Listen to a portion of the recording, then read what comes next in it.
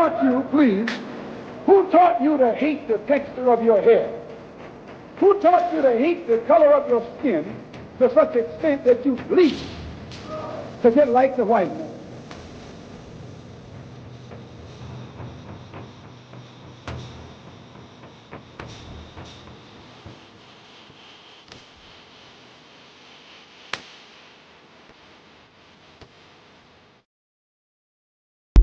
Well, but he's just not a teacher. Black people now want to be taught. They don't want to be just spoken to. They want to learn something now. They want to clear the smoke. So what is his purpose? You have to ask him that. You can't ask me what his minutes of fire conference. You have to go to him and ask him that.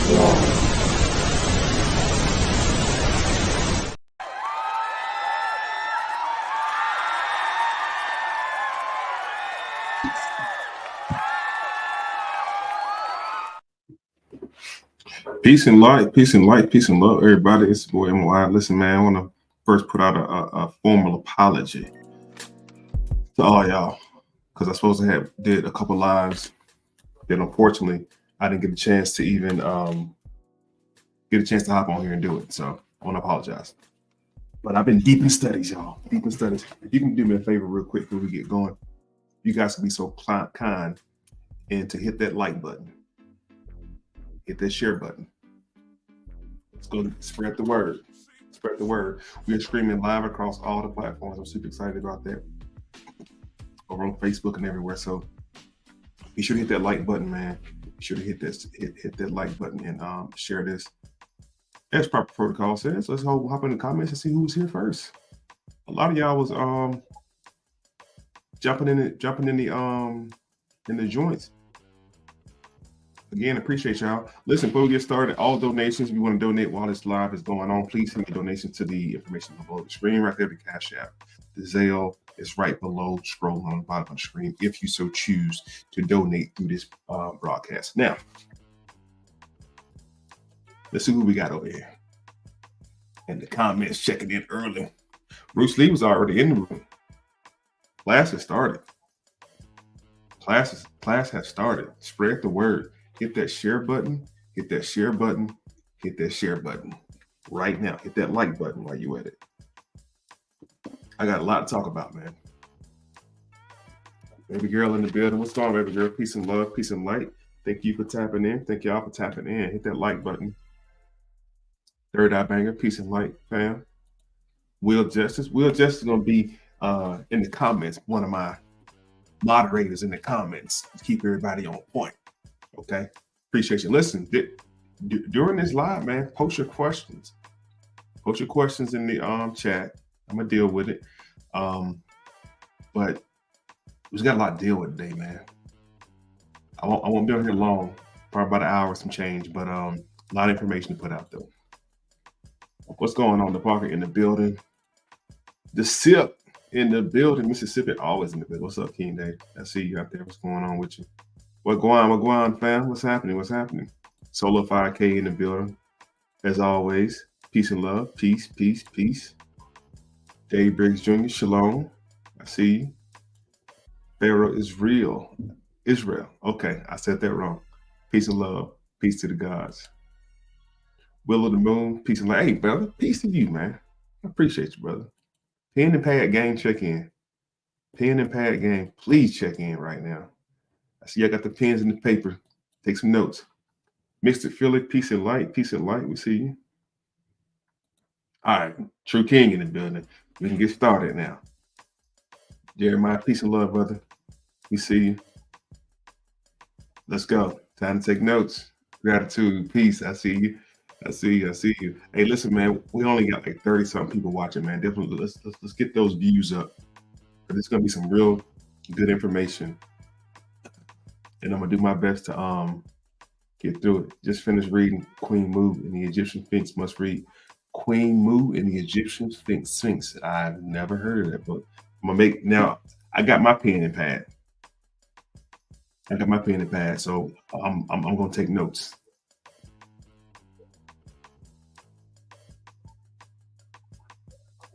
What's going on? Slavelandia. Slavelandia? Am I saying that right? That's not Slovenia. That's not Slovenia. Am I saying that right? Slovenia, a Slavelandia.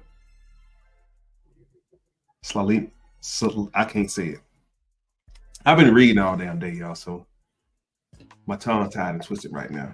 There's a lot going on with your boy with this information, man.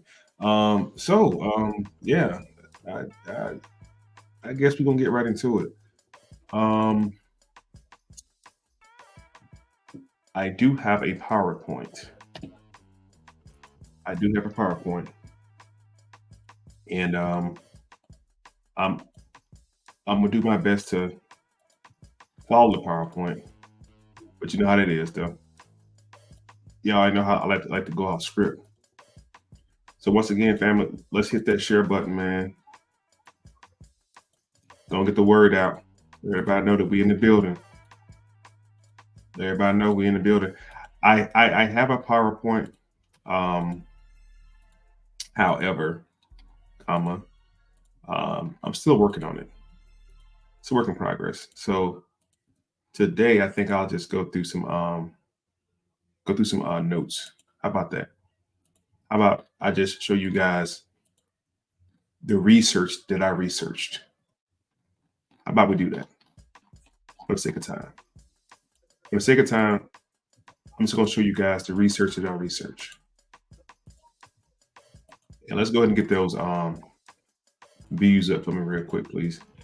Shouts out to TikTok, man. If you're not following me on TikTok, the Minister of Information up on TikTok. Come rock with you on TikTok. I got a lot of information on TikTok. A lot of information over there on TikTok that you guys have to check out.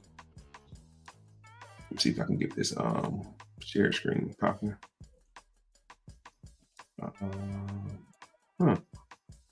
That's interesting. I'm trying to see if I can just give me a second, fam. I'm trying to see if I can just share it. So yeah, that's what we're gonna do. Let's just go through the notes. I'm gonna share with you guys my studies. All right, so here's what I want to start with first. The first thing I want to start with is, how many of you guys know what movie this is? Drop in the comments. What movie is this? You guys see me? Just based on this picture right here. What movie is this? And after you let me know the movie, I want you guys to share with me, what does it make you feel when you see it? Like, what goes through your mind when you see this photograph right here? What's happening in your mind when you see this photograph? You mean the name of the movie. The name of the movie. And what does it feel like? You look at it. How does it make you feel? Amistad. Correct. Amistad. It ain't 12 Days a Slave. But I'm so glad you said that, though. I'm so glad you said 12 Days a Slave, because that's the confusion. You got to dodge the hijack on that shit. Dodge the hijack is a term. I forgot the brother name on YouTube, man. That brother be going in on YouTube. If y'all know his name, drop the name in the comments. But he always say, make sure you dodge the hijack. This is not 12 Days a Slave. This is Amistad. Feels like bullshit. Explain, Pharaoh. Explain. Elaborate, brother. Why does it feel like bullshit? Please elaborate. What do you mean when you say it feels like bullshit? Talk to us. And it's something we're going to do tonight, family. We're just going to have a conversation. We're going to talk. That's what we're going to do. We're going to talk and have a conversation right quick. Why does it make you feel like bullshit, bro? Talk to me.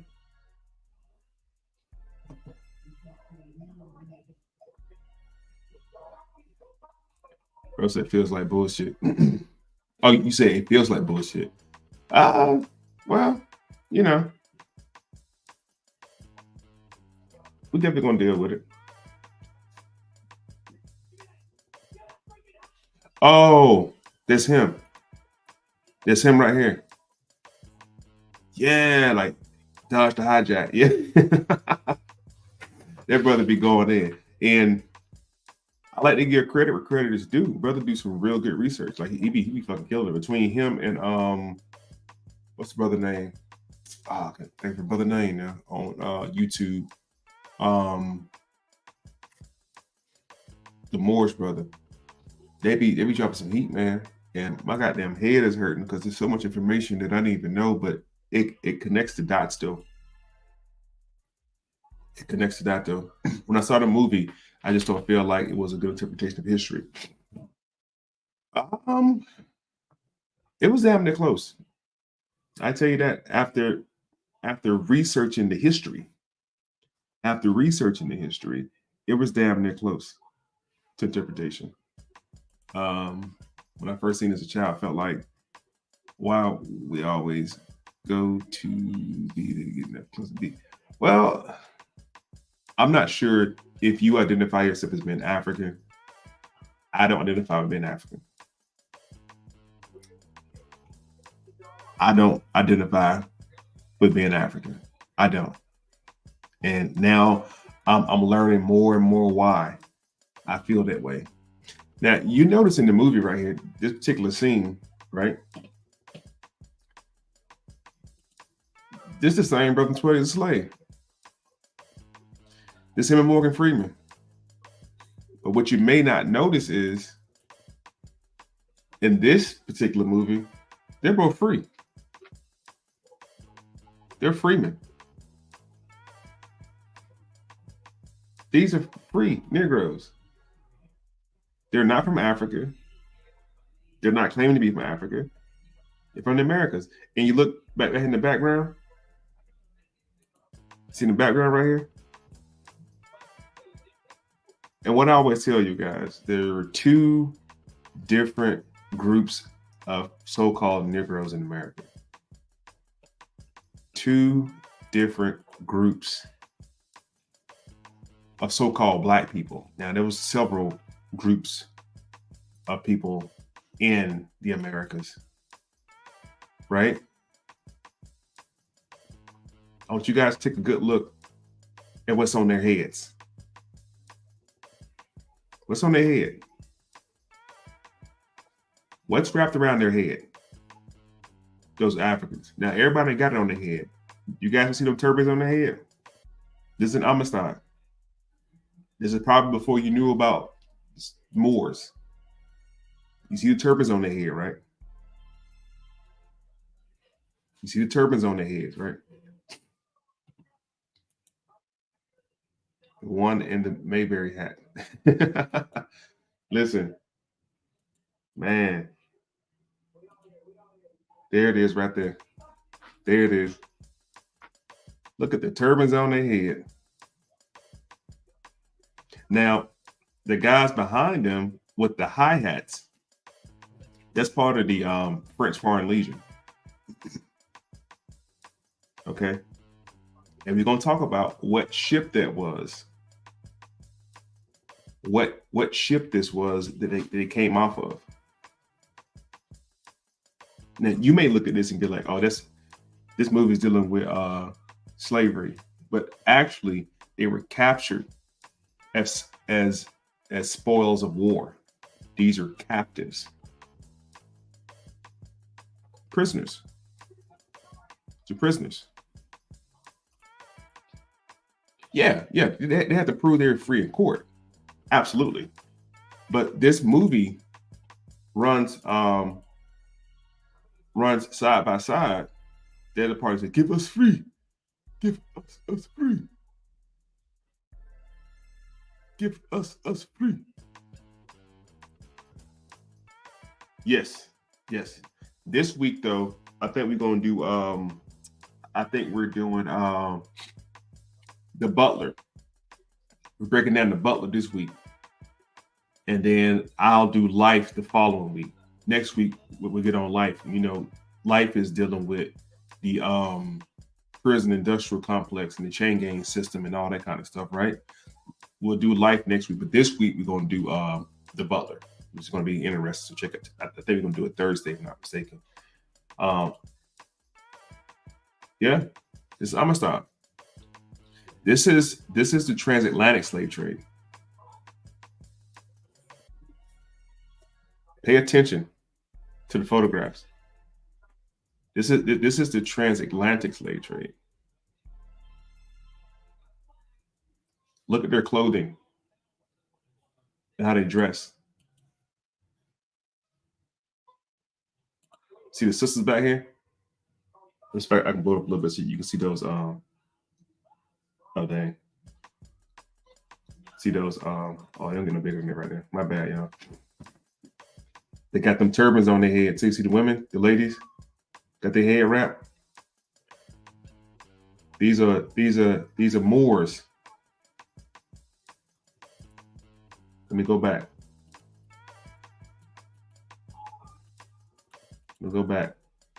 These are Moors. These are Moors. Okay. Then we're going to go into who was behind the various acts of slave trade, because I think our imagination take over and we just think that these YT people was just hijacking Negroes from Africa and bringing them across the ocean and just selling them and making them work and do all this stuff. Wait till I show you who was really behind these expeditions, these slave expeditions. Man, let me tell y'all something, bro. This hurt my feelings, man. When I just got done researching this stuff, man, I was like, get the fuck out of town, bro. I wonder if my people really know, or do we just get caught up in the fallacies in the stories of this out of Africa thing, man? Because let's just get to it.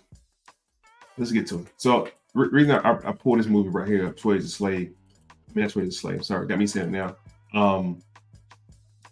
I'm showing y'all this particular movie, Amistad, because Amistad deals with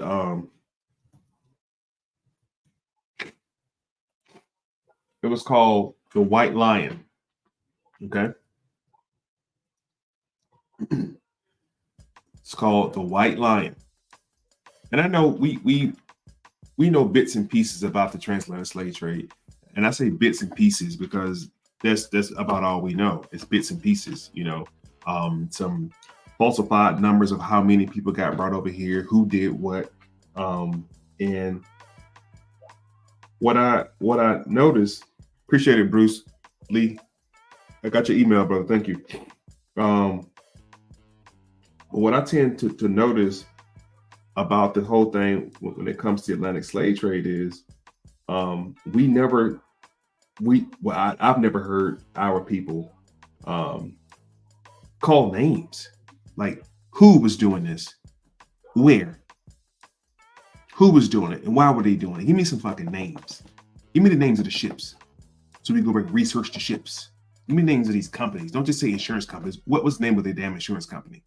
And then I want to go research the CEO of the insurance company and the people who contribute money, like that kind of research.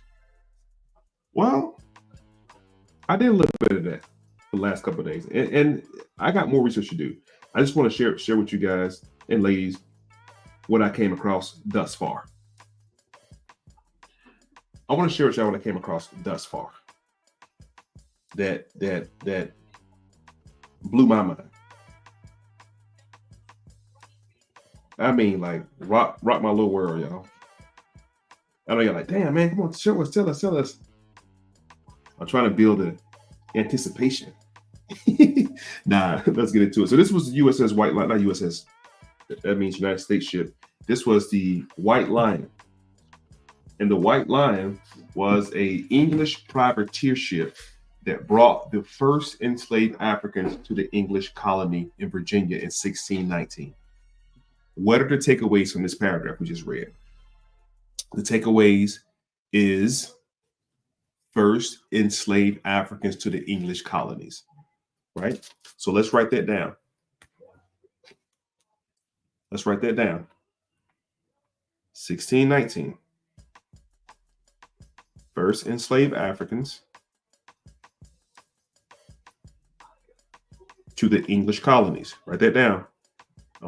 I'm telling y'all, y'all have to write this shit down because I'm about to go quick in a second, and it's gonna lose half of the room when I take off.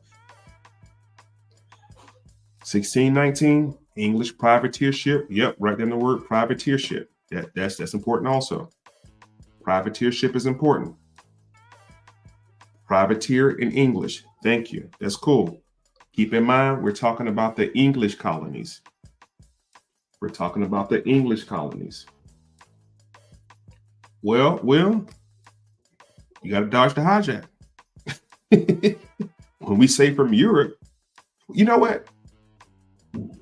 Let's do that, Will, because you're gonna help with my next point. Put down Europe. Put down Europe. And we're gonna write 1619 beside Europe. So on your piece of paper, however you want to write it down, on my notes, I have 1619. I have first enslaved Africans English colony. That's what I got on my paper. You guys can jot it down how you want to jot it down. What I want to be able to do is teach you guys some techniques of studying, but not only studying, connecting the dots while you study. Okay, this is going to be my attempt to do that for you guys. So the movie Amistad is a reflection of the USS White Lion. Let's find out what happened to the USS White Lion. All right. John Colin Jope was the captain of the White Lion. Letters of Marque. The White Lion operated under Dutch letter of Marque, which allowed it to attack Spanish and Portuguese ships. I want you guys to write down Spanish and Portuguese ships. Spanish and Portuguese ships. And if we have time tonight, hopefully we will, you're going to see why there were so many Africans on a Spanish and Portuguese vessel. Okay? Because you have to wonder why there were so many Africans on these slave ships. And it may sound like a rhetorical question, but I promise you it's not. I promise you it's not. David Briggs, you say? I was taught 3 to 5%. So 300 to 500,000 Africans were brought to the colonies. Okay, David, I'm going to challenge you and ask you which colonies were they brought to? Which colonies were they brought to? We have to keep in mind there were Spanish colonies, there were Portuguese colonies, there were French colonies, and the English colonies came later, the later part. Okay. The English colonies came later. So that's my question back to you, David. So this is the USS White, USS, keep saying USS. See, I'm a prior Navy guy. So I say USS. It's not USS. USS stands for United States ship. Disregard that. This is the White Lion. It operated on the Dutch letter of Marque, which allowed it to attack Spanish and Portuguese ships. That's going to become big in a second. The White Lion and other English ships, the treasure captured from Portuguese slave ships San Juan Batiste while it was transporting African captives to Mexico. That becomes important. That becomes important. Let's see if we can find out who San Juan Batiste is, and then we'll go back to USS White Lion. Let's look up San Juan Batiste real quick. It's a location. San Juan Bautista is a city in San Bernardino County, United States, California territory. So this is an actual location. San Juan Bautista is a former Spanish mission in San Juan Bautista, California. It was the 15th of California's 21 missions. Mission means a place where missionaries go. The mission is named after John the Baptist, a prophet from the time of Christ. Mission San Juan Bautista has been known as the mission of music. So that's where they were headed to. Check. The ship. What's going on in the chat? Hold on. Is it in the chat? That's a trick to say the colonies or Americas, never the United States. It's to make us think we're African too. Yes. That's the hijack. That's the fucking hijack right there. Right. That's the trick to say the colonies or the Americas, never the United States. Right. Absolutely. Islam, Mo. Not a colony. Well, colony is actually another word for prison. Penal colony. Absolutely. Y'all all over this shit. There was a guy who went to Mexico to find the black Mexicans, and he found them. Absolutely. That's what I'm trying to. That's the part we're gonna get to. I'm gonna show y'all that these Portuguese and these Spaniards were Negroes. They were Moors. These Portuguese and these Spaniards. So you had the Portuguese and the Spaniards who got expelled from Spain in 1492 under the Doctrine of Discovery or Indica Terra Divina during what was called the Conquista.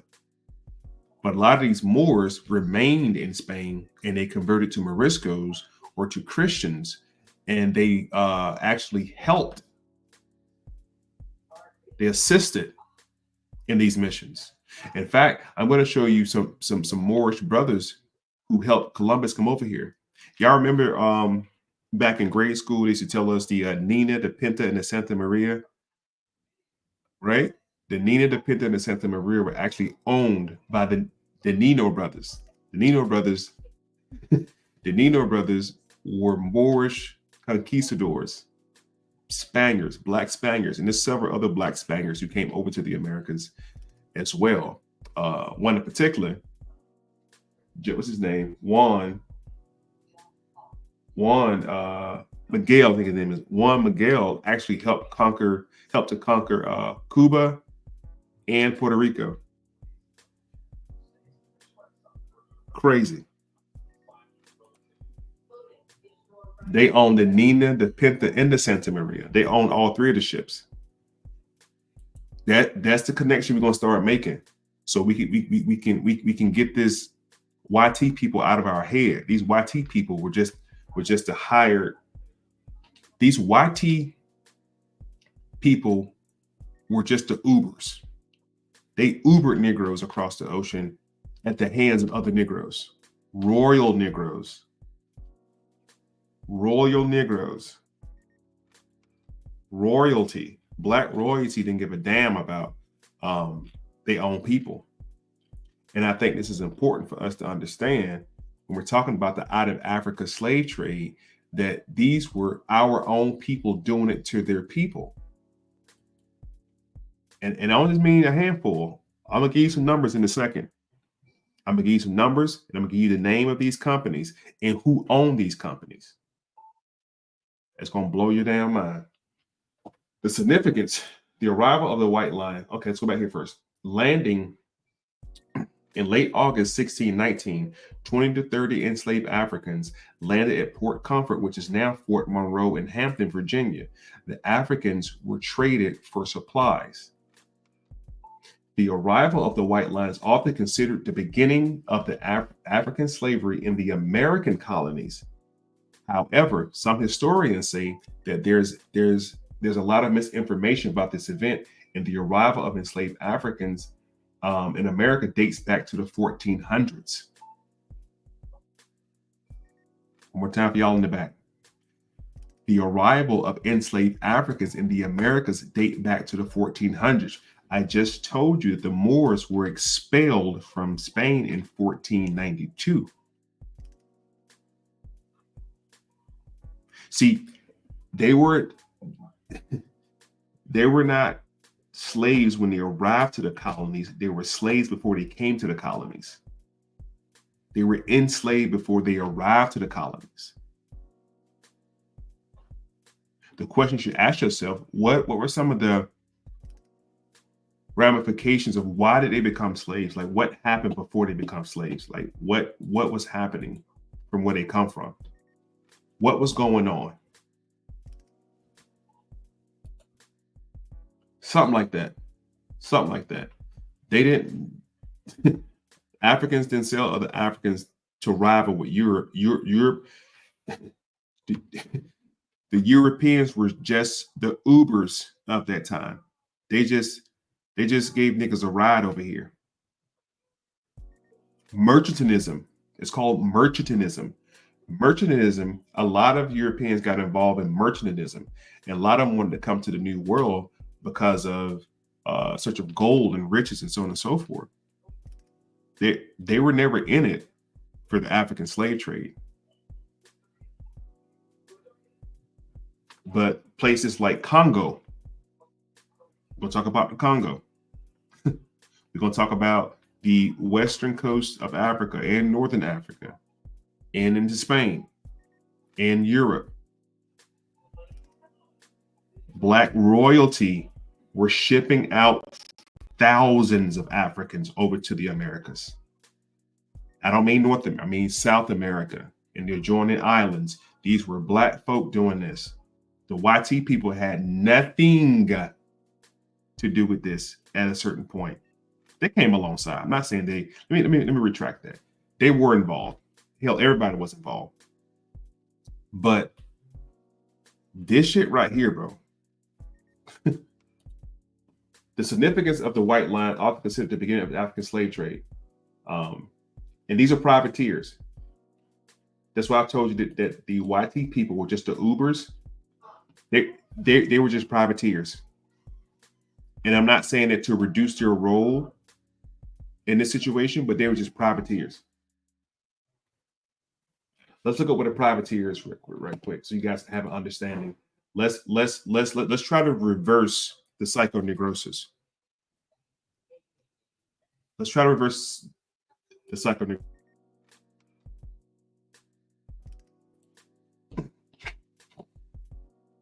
The Arab slave trade. Okay, well let's talk about the Arab slave trade, because the Arabs were who?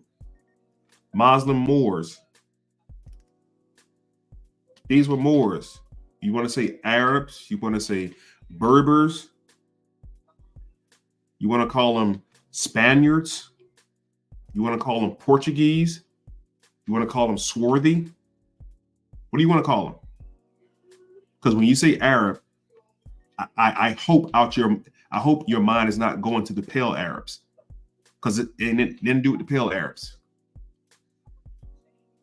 These are Moorish Arabs, Muslims doing this. Yes, that's the key point. Thank you. The Spanish and the Portuguese. Well, we say Berbers, but Berbers is the same thing as saying Spaniard. You got to dodge the hijack with these names, man. You got to dodge the hijack with that. And I don't hijack his term, dodge the hijack, because I like it. You can tag him and tell him I'm using it too. I would love to have him on the show. Let's read about it.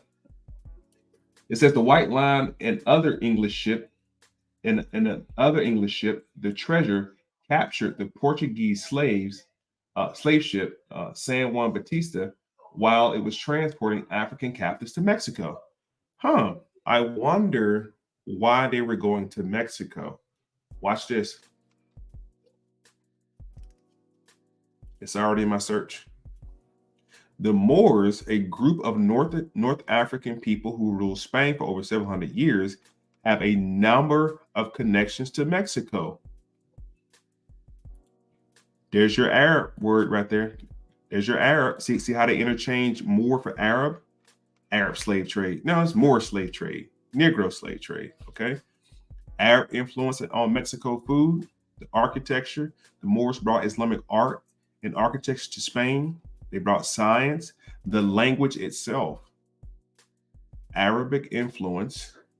Arabic influenced the Spanish language with about 4,000 words in the language beginning of Arabic origin. So you guys don't speak Spanish. It's called Moorish Latin.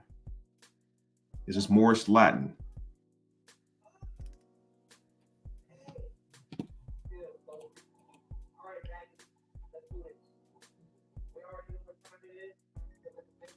Yes, for sure. This is your so-called Spanish language. It's Moorish Latin. The Moors taught the Spanish how to run the ditch system, about water rights. These techniques were transferred to New Mexico. The Moors invaded Spain in 711 and ruled to 1492. This period was known as the Reconquista. The Roman Catholic Spain fought to reclaim the Iberian Peninsula from the Moors. That's the connection. When did Moors come to Mexico? In 711. Troops mostly formed by Moors from northern Africa led the M.O.I conquest of Hispania. That's Mexico. That's all that stuff. The Moors were over here in 711. Not just Spain. This is the entire Spanish Empire. And when we say Spanish in this time frame, we're talking about Black swarthy people. Let me help y'all out, because I know that sometimes our imagination take off and we really don't know. This is Mexico. This is Mexico, by the way. They're just showing the influence of Moorish architectures all in Mexico. Okay. Let's see what else we got. The term Moor refers to a group of people from, we got the North African part already out the way. Modern studies in population genetics attribute usually high levels of recent North African ancestry in modern Spaniards to Moorish settlements during the Islamic period. And more specifically, the substantial portion of Morisco population which remained in Spain and avoided expulsion. The Moriscos are the Moors who stayed in Spain. The Sephardic Jews were the Moorish converts. I don't know why when we think about Spaniard, you got some pale person in your mind. Or when we say Sephardic Jew, you got another pale person in your mind. These are dark-skinned Moors. Moors were Muslims. Moors were Jews. Moors were Hebrew. Moors were also part of the Christian. So Moriscos were Moorish Christians who fell under the command of Ferdinand and Isabella. That was the return of the Roman Catholic rule of Spain by way of the Anglicans. Okay?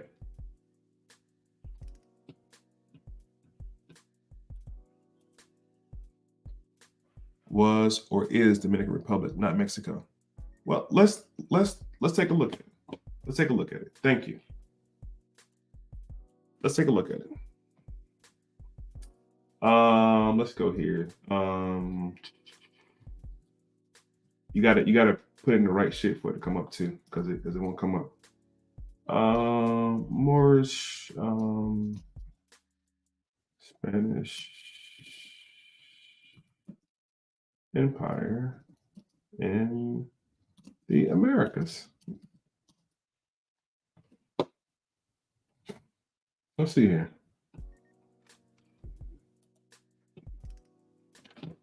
All of this. All of this. All of this. All of it. You see where that brown is at right there? The Spanish Empire. Oh, okay. That's what it is. I gotta take the word Moorish out and just put Spanish Empire. That's what it is. There we go. There we go.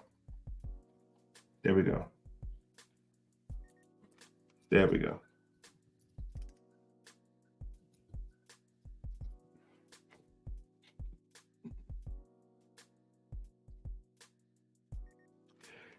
It look, Douglas, Perez, I want you to read this.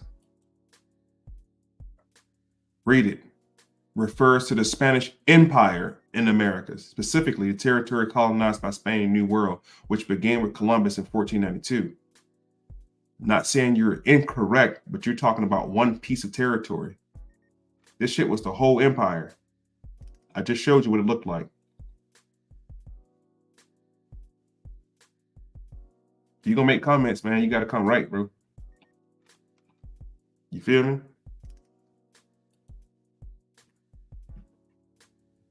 Morena does not mean Jew.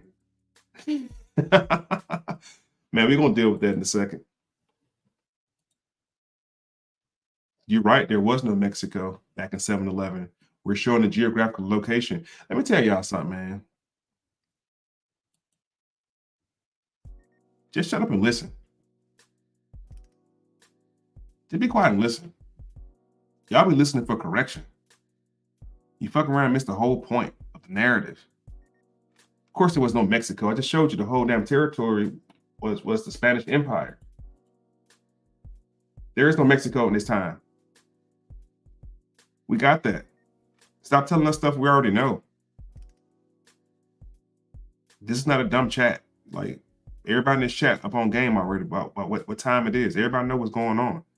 I feel like people be like some fucking agents or something. I don't know. I don't like that. Becoming a distraction. Stop distracting people. Of course we knew when a guy in Mexico back then. We know that already. Right. Don't worry about that. We're gonna keep it moving. Damn. Right here. It was the whole damn land, not just what he said it was earlier. Let me see what he said it was earlier. Or Dominican Republic. Dominican Republic was named after Saint Dominica. Saint Dominic. I can give you the time step on that as well. It's the whole territory, Doug. You're being distracted with that misinformation right now. It's the whole empire. That's the point I'm trying to show you. It's the whole empire.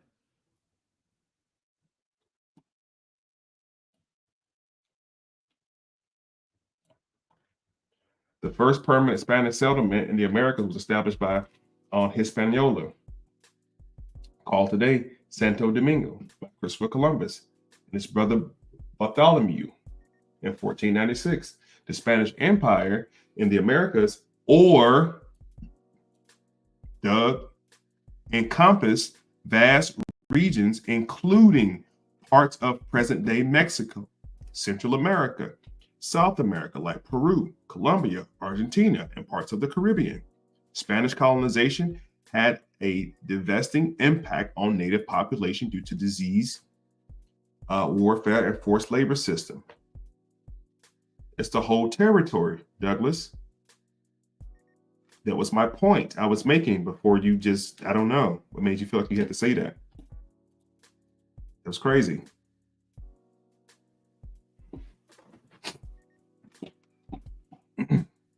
Anyway,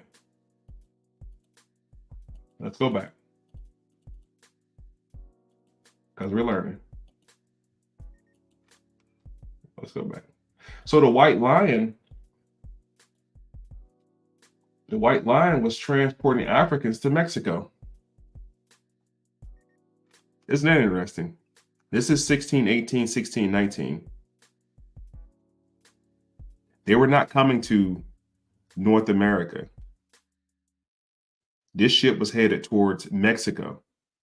The only reason these 30 or odd so Africans got brought to Virginia because they were captured in late August 1619. 20 to 30 enslaved Africans landed in Hampton, Virginia.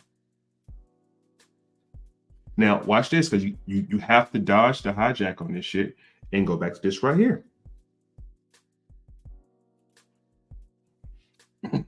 Now we have 1526, San Miguel de Guadalupe. 1525, 2 ships from Puerto Rico explored Georgia's coast by following Indian trails. On 1526, 600 Spanish settlers landed in near Wyndham Bay to build a colony. They brought the first Africans to the continent. Whoa, I thought 1619 they brought the first Africans to North America. This is the Spanish colony, people. The Spanish colony predates the English colonies. This is the Spanish colony. Let's see how many they brought over here with them. If we can find it. Let's see. We got to do some digging. Or let's just ask. Watch this. How many Africans were brought to, boom, 100. Write that down, y'all. Let's write down 1526. We're talking about North America. 1526, 100 Africans brought. 1619, 30 were brought. So far, we had 130 Africans being brought to North America, okay? That's it, just 130 of them. Not millions, not thousands, just 130 so far brought over here under slavery. Although I can show you in 1492, 1493, 1493, I can show you those Moors coming over here in the 1400s from Spain. When they was leaving, well, getting put out of Spain. Spanish explorers brought 100 enslaved Africans to a settlement in what is now Georgia or South Carolina in 1526. I heard those 100 got lost. Oh man, let me tell you something. I'm about to show you about those 100 Africans who came over here. They revolted. Those 100 Africans revolted. They revolted. The colony was unsuccessful. The first Africans known to visit the North American mainland were among Lucas Vasquez and 600 colonists. Most were enslaved, but some may have been free Africans. Most were enslaved, but some may have been free Africans. Let's find out about these free Africans. Now, when I say the word African, don't think the whole entire continent of Africa. Don't think Mali. Don't think Somalia. Don't think Ethiopia. Try not to think Nigeria. Try not to think that when I say Africans. Anytime you see Africans, as we go forward, try to only think Moors.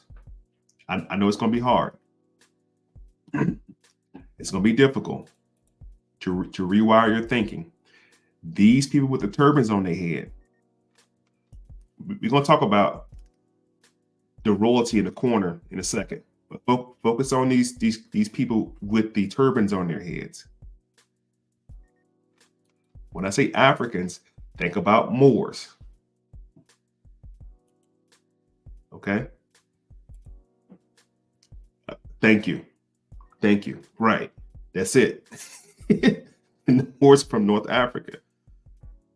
Let's just think about Moors for a second. All right. The first Africans known to visit America. A few months later, likely early June 1526, they had 500 colonists, 100 enslaved Africans, plus livestock, plants, provisions packed on 3 ships. There's those 3 ships again. There's those 3 ships again.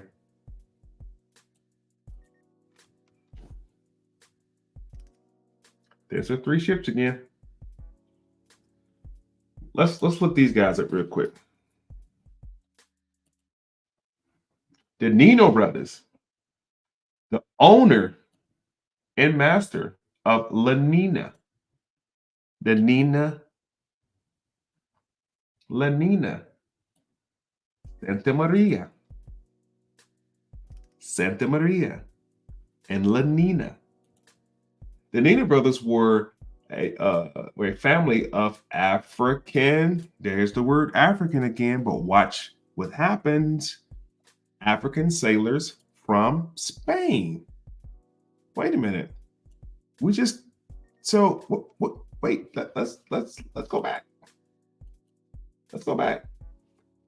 These are Spaniards bringing Africans, I'm doing air quotes. You can't see my hand. I'm doing air quotes. They're bringing Africans over to the colonies. But the Niño brothers were a family of African sailors from Spain also. Their father was a captured African sailor from Ghana. Their brothers were essential to the success of Columbus' voyage and discovery of America. Are they Black? Of course they are. The ship La Nina was Crevel, a type of ship similar to the Pinta that accompanied La Nina on Columbus' expedition. The Santa Maria was a Kerouac type ship. You guys might want to write these ships down because these are, I know that they they show these huge ships like they were building slave ships. These are cargo ships.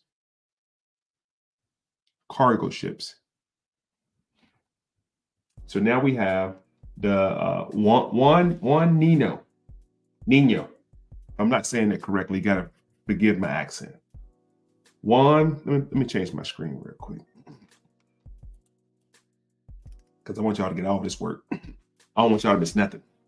An experienced seaman served as a owner and master of the La Nina, commanding the vessel with exceptional proficiency and precision. These contributions made by Pedro Alonso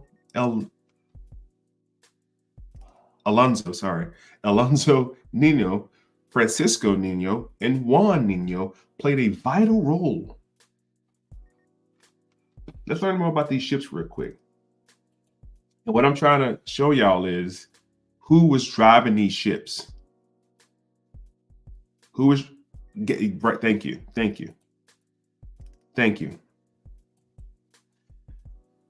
The Niño family had a lineage of marine experts and ship owners who repeatedly crossed the Atlantic in exploration and discovery of the new continent. Pedro. Now, I don't know who that is in that picture. I have no idea who the fuck that is. That shit looks sketchy anyway. I'm going to show you the pictures of the real people in a second, okay? Dodge that hijack. An accomplished navigator assumed the pivotal role of pilot aboard the Santa Maria during Christopher Columbus' historic transatlantic voyage. Francisco Niño, a dedicated mariner, fulfilled the responsibilities of sailor, providing indispensable support to the voyage success. Juan was an expert seaman, served as an owner and master. Said it already. The Niño brothers, the three, there's that word. Morenos. I told y'all these are Moors. I told y'all these Moors doing this. Morenos. Somebody said that in the chat a little bit earlier, that what the word Moreno mean. Where did it go? This is who was doing it. The three Moors, Pedro, Francisco, I missed one. But Bartholomew were already sailors, prestige and experience in the Atlantic. The three Moreno Niño brothers, Pedro Alfonso, Francisco, Juan, and Pedro's son, Bartholomew. Nah, it's not Bartholomew. Bartholomew was Columbus' brother. Were already sailors in the Atlantic journal before playing distinguished parts in Columbus' first voyage. Their friendship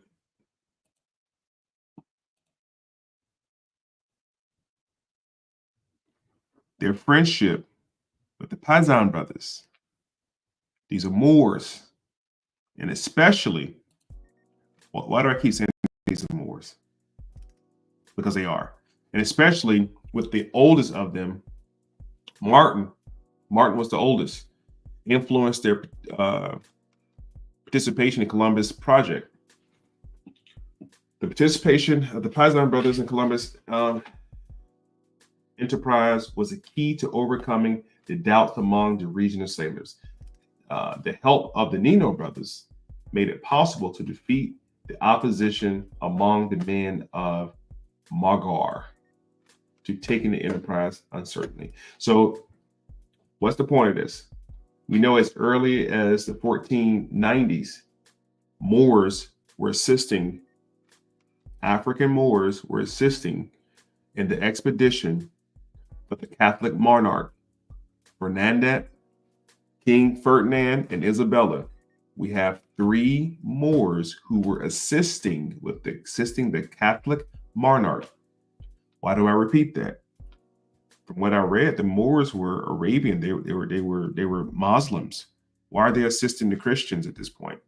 These are Morisco Moors. These are Moriscos. Moriscos were converts. Why did they convert? Why didn't they just go back to the Iberian Peninsula? I mean, why didn't they go back to northern Africa? Why didn't they go to the desert? Why didn't they go to Iraq, Iran, Dubai? Why didn't they just go back somewhere else? Why did they remain in Spain and convert themselves into Christians and begin to help the spread of Christendom under what was known as the Intica Terra Covina, or the Doctrine of Discovery? Why were these Moors doing this? But wait, there's more. I'm gonna show you some more. Pedro was named by the Catholic monarch Ferdinand and Isabella chief pilot of the ocean. As recompense for his service to the crown, he was one of the teachers of Prince John, the ill-fated son of Ferdinand and Isabella, to whom he taught the art of map making. These Moors were making maps.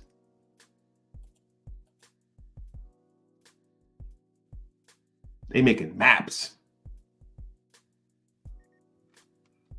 They making maps. These Moors are. And they helping Columbus out. Why don't tell us in school that the Moors were helping out Columbus? Why nobody's teaching us that?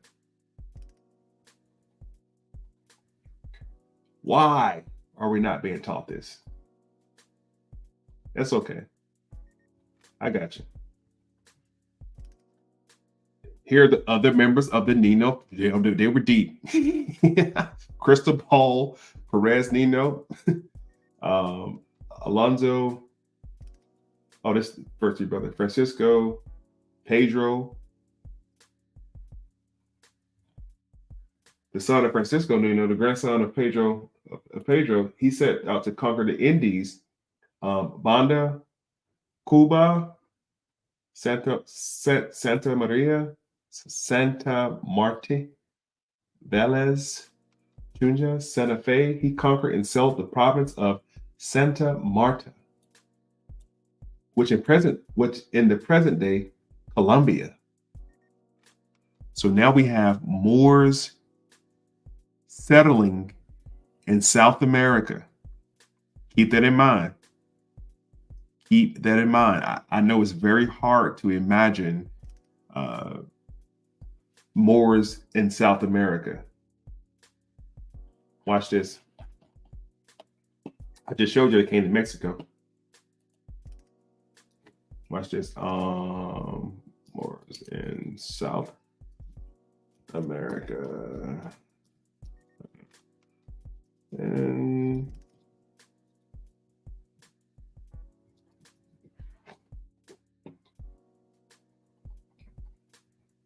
see, anywhere where I showed you that the Spanish Empire was that over here in Americas, you also going to find Moors in those same regions, right? The Moors, a group of North African Arabian Muslims, now they call them Arabs. North African Arab Muslims who colonized Spain in the 8th century had an impact on the Americas through Spanish conquest and presence of African Muslims in the New World. Spanish conquistadors brought Moorish customs with them to the Americas, including Moorish architecture. We just read about that a little bit earlier about Mexico. African Muslims were part of colonial expeditions to North America in the 1500s. One of the first Africans to reach North America was Esteban. His name is Esteban, a Moroccan-born Berber. So you're going to see Morocco, you're going to see the word Berber, you're going to see the word Arab, you're going to see the word Muslim, you're going to see the word African, but they're all talking about the same people.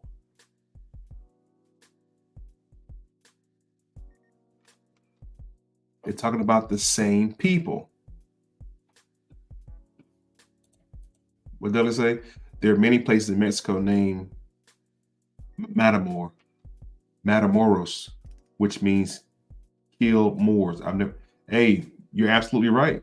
And listen, those Moors didn't come to Mexico and South America with gift baskets. So I wouldn't even doubt that. I wouldn't doubt it. There were skirmishes and civil war happening to push back the Spanish Inquisition of these Moors. So I wouldn't even doubt that, bro. Like, for real.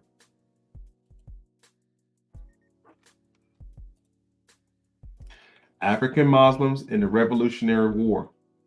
African Muslims fought alongside African Muslims. Moors fought alongside colonists during the Revolution War of 1775.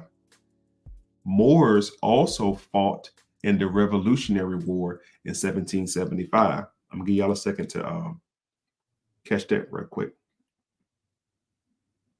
Give y'all a second to catch that right quick. The Moors are over here fighting African Muslims. I told you they're gonna keep changing it. They're gonna keep exchanging and changing it. Were the American Indians on the world stage? The American Indians are Moors,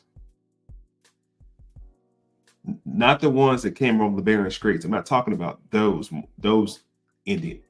The American Indians, not the Native Americans. The American Indians are Moors. That's the part that really blew my mind for 2 days, and I had a headache when I read that. I said, "What the hell? You didn't see the map? You didn't see? Let me show y'all this map one more time. So I'll pull this map up again. Hold on.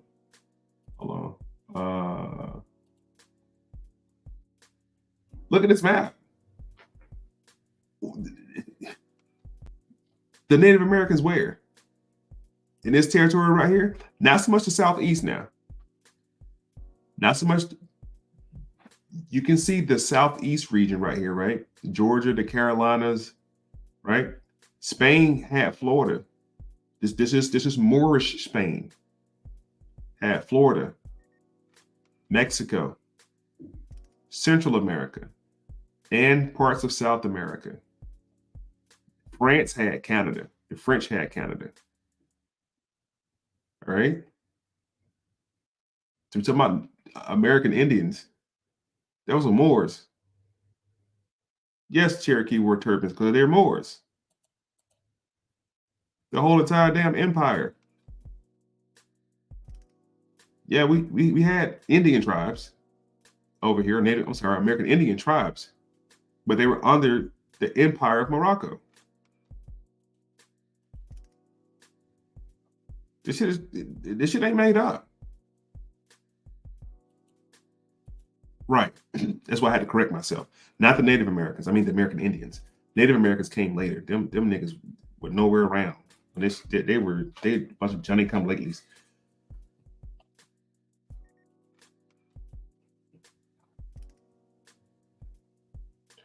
The term Moor, we know what the term Moor means, but see, they tell you right here, the term Moor is a blanket term that can refer to North African Berbers and Arab Muslims, but it does not refer to a specific ethnic group. The term's definition varied depending upon the country.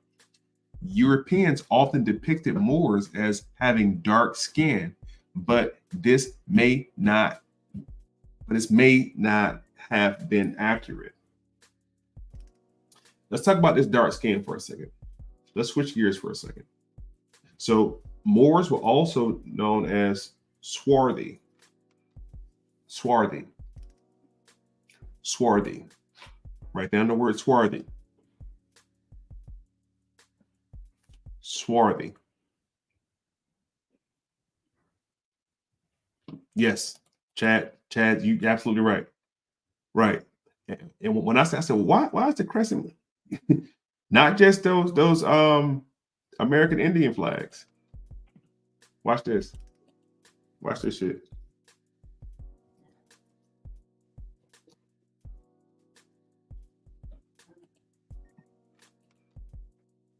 Bam. That's South Carolina. Okay, let's go back to this. Swarthy. Another word that you can write down as we go through this European history. Let me show you real quick. Not only swarthy, but we're going to deal with another word. Tutor. Tutor. Write down tutor. The term Black Tudors refers to people of African descent who lived in England during the Tudor period from 1485 to 1603. Now, we was just talking about the Spanish Empire over here in the 1500s, right? So from 1485 to 1603, although the Moors got put out of Spain, swarthy people were still ruling in Europe until 1603.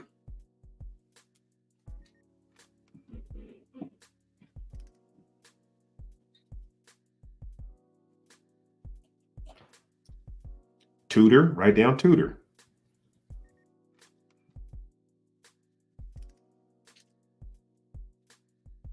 Stuart. The Stuarts were the Scottish royal family. This is the Scottish royal family.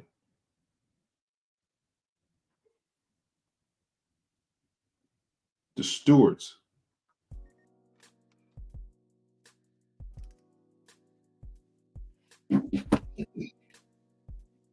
Sir John Stuart, also known as the Black Stuart, either of his black complexion. King Charles II. Write down King Charles. Write down King Charles. King James was part of the Tudor Stuart dynasty. King James was a double dose of black. Tawny, yep, that's another word. House of Stuart. The family name comes from the office of High Steward of Scotland, which it was held by the family progenitor Walter Fitz-Alan. The Stuarts were the first kings of the United Kingdom. When King James VI of Scotland became James I of England, combining the two thrones, he became Stuart Tudor. Yes, because he was black. That's why I'm doing my best to explain to y'all. When y'all see African is the same as Berber. Berber is the same as Moor. Moor is the same as Morisco. Morisco is, it's the same shit. I'm telling y'all. We ain't gotta even dig that deep into this shit. So write down the Stuart family, write down the Tudor family. King James was part of I just showed y'all what Stuart means. Stuart means black. King Charles II, black. Here's what we're gonna do. Y'all listening? Write down King Charles on your paper. If you're taking notes, I hope you're taking notes. But you guys go back and check this shit out. Write down King Charles. Under King Charles, put Carolina. Write down King James. Under King James, you're gonna put VA colony or Virginia colony. That's gonna also include much of the Northeast territory as well. So King Charles, Carolina, King James, put down Virginia colony, then put King George and put Georgia colony. So it should be Carolina, in turn Virginia, Carolina, Georgia. Let me say it one more time. You'll write down, put 111 in the chat when you've done this already. King Charles II, Carolina, King James, Virginia colony, King George, Georgia. If you have those down, let me know. Absolutely, they were. Absolutely. Absolutely. Absolutely. Absolutely. Damn right they were. Thank you. Okay, so you got it written down.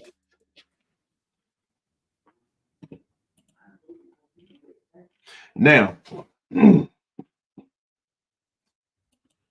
let's move into what we came here for. This royalty. This royalty. Oh, let me show you this real quick. The King of Portugal, by the way, it's the King of Portugal. It's King Joa, King John of Portugal. Remember earlier when we first started, I told you guys to write down Portugal and write down Spain. Because the Moors were ruling Spain, they also ruled Portugal. Emmanuel, they also ruled Portugal. Give me a second, fam. Hey, yes, what is it? No, I'm going to do something. I'll be all right.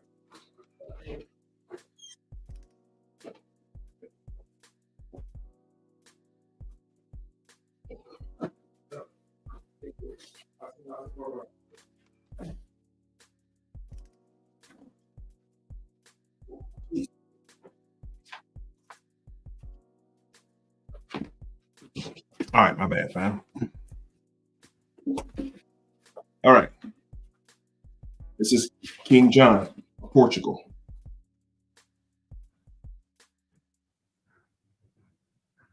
King John of Portugal.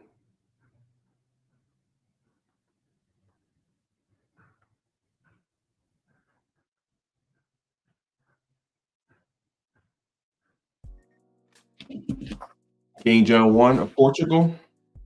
You got the Moors ruling Spain. This is 1358. So the Moors are still in Spain right now. The Moors are still in Spain. You have black rule of Portugal. You have black rule of Spain. I'm about to show you the black rule of Europe. So, a matter of fact, on our paper, put 711, the year 711, the 1700s. 711 to the 1700s.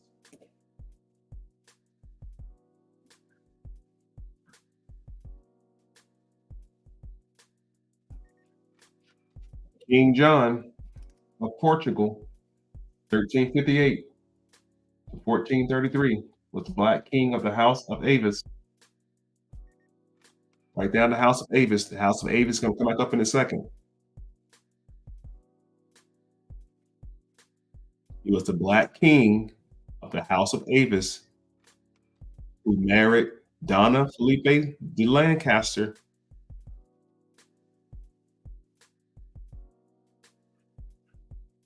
Look at the froze.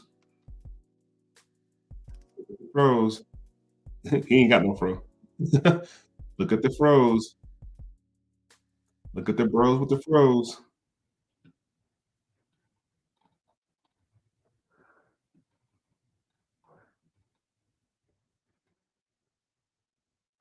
Castile, marriage and descent. So later in Spain, when the House of Castile and the House of Aragon gets together to send the Moors out of Spain, they didn't send the Moors out of Spain. Some of them left. A lot of them stayed and just converted. This is 1315. You're going to see the House of Castile come up later. This is in the same bloodline. Ferdinand. See?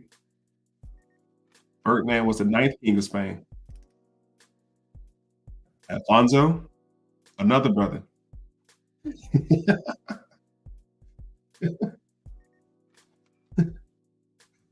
Craziness. As he was not in line for the throne, Prince John, having an elder half brother, Ferdinand I, was conferred the title of Grand Master of the Order of Avis in 1385.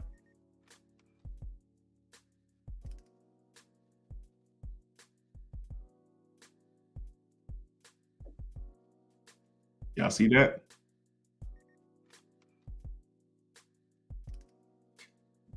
It was well attested that the entire Iberian Peninsula was at past time originally inhabited by Black tribes who had migrated out of Africa and settled and established kingdoms and monarchs on European shores.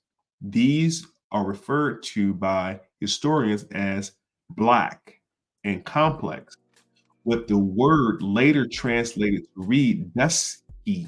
However, it is significant that Strabo, and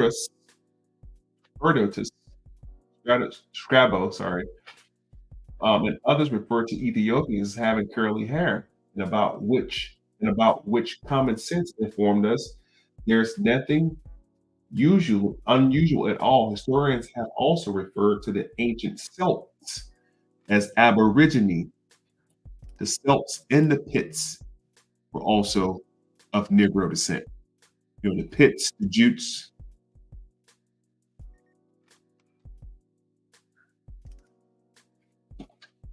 Douglas got a question. Douglas, you can be my special student today. So if the Indians were Moors, why did the Moors come to the New World not bearing baskets if they were the same people? All right. So this is the hijack part right here.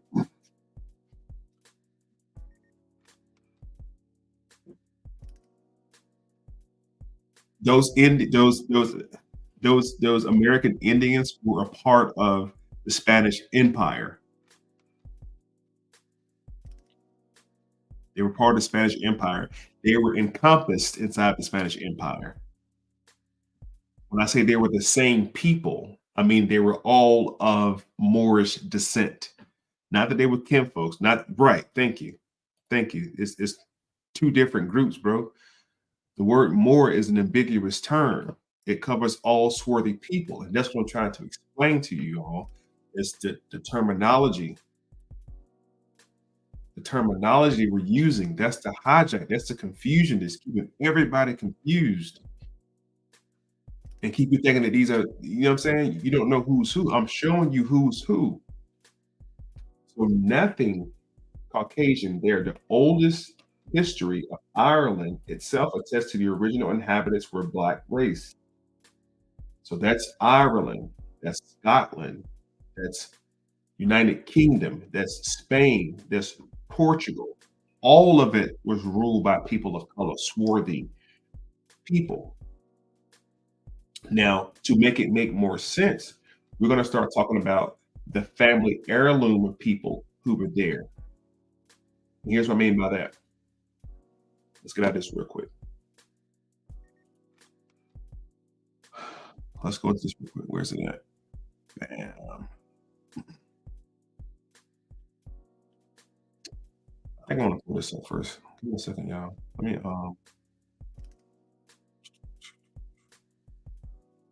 let's look at some pictures real quick. And we still in Portugal, by the way. Y'all know what it is right there? It's Queen Charlotte.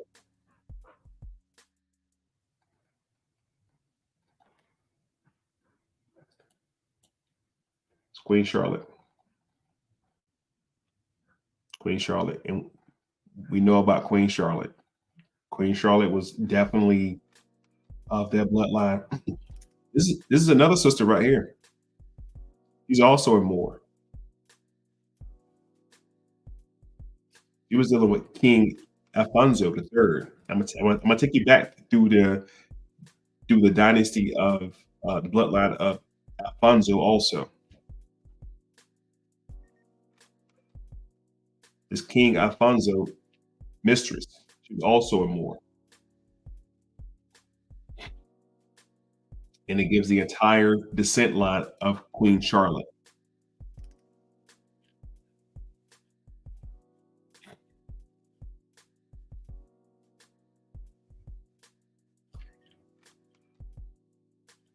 It's on Netflix. Like they're showing y'all this shit on Netflix.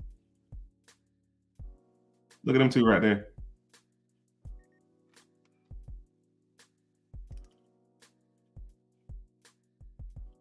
We gotta dodge the hijack, man. I love saying it. You gotta dodge the hijack. Now, when we say black, we know that the word black, dealing with etymology, goes back to the word white, which means pale. We use the word black over here in America for referring to a group of people of darker skin. This is different. Bro said, yeah, they got bread out, but the thick hair and dark gave away the Moor's blood. I don't know, bro. I gotta challenge you on that. I don't think you can breed blood out. I think you can breed skin tone out. But once that blood is in you, it's in you. Once that blood is in you, it's in you. Like as I'm talking to you, the blood in your veins right now is the same blood from your great, great, great, great, great, before you want to go back. Great, great, 5 times great granddaddy. It's the same blood.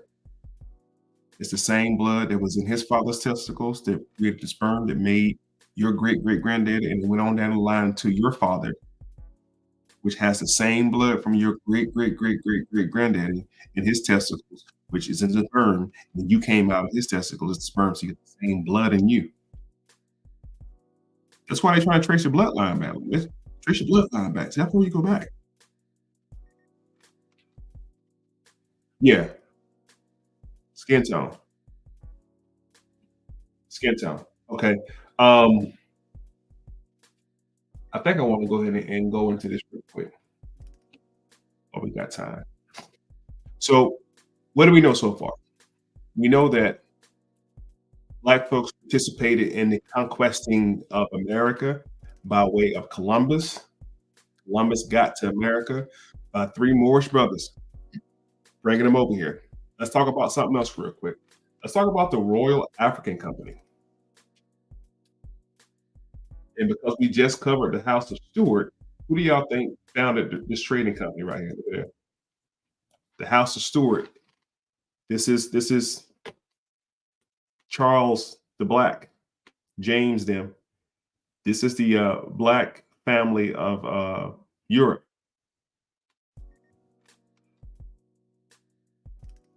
This is the Black family of Europe.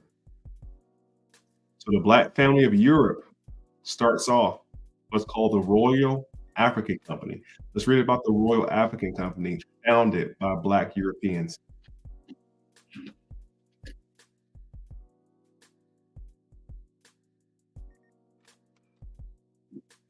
The Royal African Company was an English trading company established in 1660 by the House of Stuart. We know that the House of Stuart is the Black royal family of Europe, particularly England, which later would be renamed as Britain, or as in the British colonies. That's why earlier I was claiming is questionable. That's why I was telling y'all earlier to write down Europe or English colony. Remember 1619, first slaves came to the English colonies in 1619. Remember that? Let's read about these English people who was in Europe in the 1600s. The Royal African Company was an English trading company established in 1660 by the House of Stuart in the city of London. Merchants to trade along the West African coast.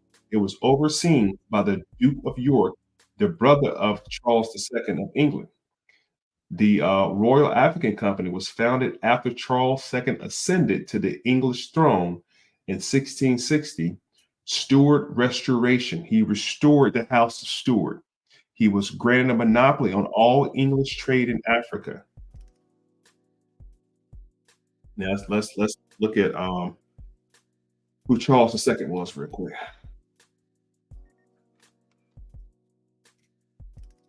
Let's read about Charles II real quick.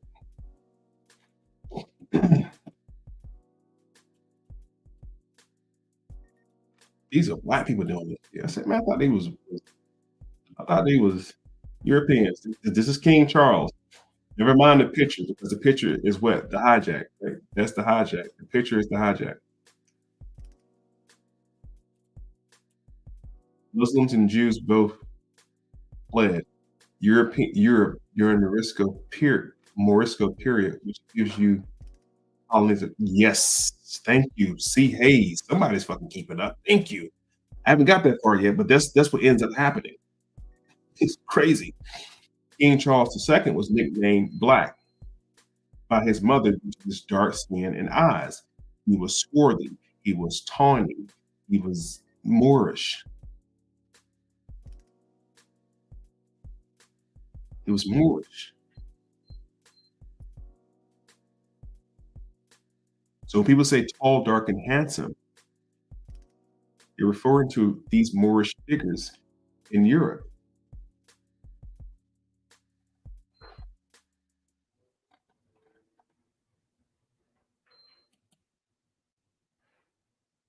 Because of his dark skin. And there's that Stuart again. There's that word Stuart again.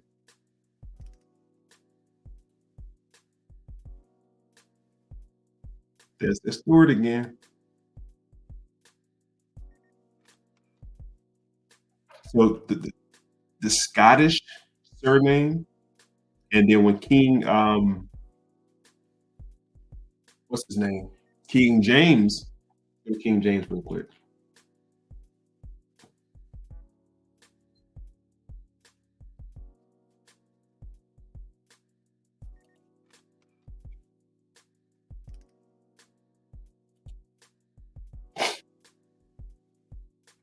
And of course, they're going to try to make him look as light, bright, kiddish as possible on here. Okay. So they got on Pinterest already? Moorish kings of Europe. Moorish kings of Europe. So now that we understand Charles II and his people started the Royal African Company. Let's read about the Royal African real quick.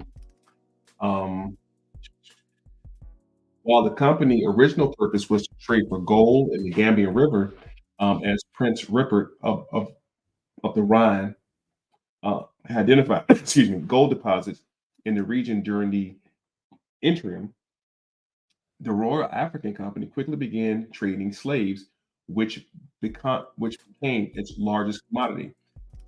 Historians estimate that the Royal African Company shipped more African slaves to America during the Atlantic slave trade than any other company. So no matter what company y'all come up with at this point, they ship more than them people too. They shipped. I'm laughing at it. Like, this shit is mind blowing. It's mind blowing. It's mind blowing. Historians have estimated the Royal African Company shipped more African slaves to the Americas during the Atlantic slave trade than any other company. They got all the companies. They got all the companies beat. The Royal African Company also dealt in other commodities such as ivory, which were primarily sourced from the Gold Coast region after William III of England rescinded the company's monopoly in 1697 under pressure from Parliament. The Royal African Company became insolvent by 1708, though it survived in a state of much reduced activity until 1752, when its assets were transferred to the newly founded African Company of Merchants, which lasted till 1821. What happened in 1808 with international slave trade? They outlawed international slave trade in 1808. No more bringing bodies from Africa. They got shot down. Okay. So now this is the African Company of Merchants, which was, or Company of Merchants Trade in Africa, which is essentially the Royal African Company. The takeaways from this is Charles II, which was a swarthy brother, a Moorish king of Europe, started up the Royal African Company, and they traded more Africans than any other company. On the west coast of Africa, a few Europeans lived in fortified factories or trading posts. They had no sovereignty over the land or as natives. Let's read it one more time, real slow. On the west coast of Africa, a few Europeans lived in fortified factories and trading posts. They had no sovereignty over the land or its natives, and very little immunity to tropical diseases. The coastal tribes acted as an intermediary between them and the slave hunters in the interior. There were little incentive for European men to explore up the rivers. Fewer of them did so. The atmosphere might not have been quite keen for traders there, not to be acute with rivals between European powers, especially the Dutch. Pay close attention, please. Listen. The Dutch, who made use of native allies against their rivals. So on your paper, write Dutch made use of native allies. The Dutch made use of native allies. I'm reading right here. The Dutch made use of native allies. Please write that down.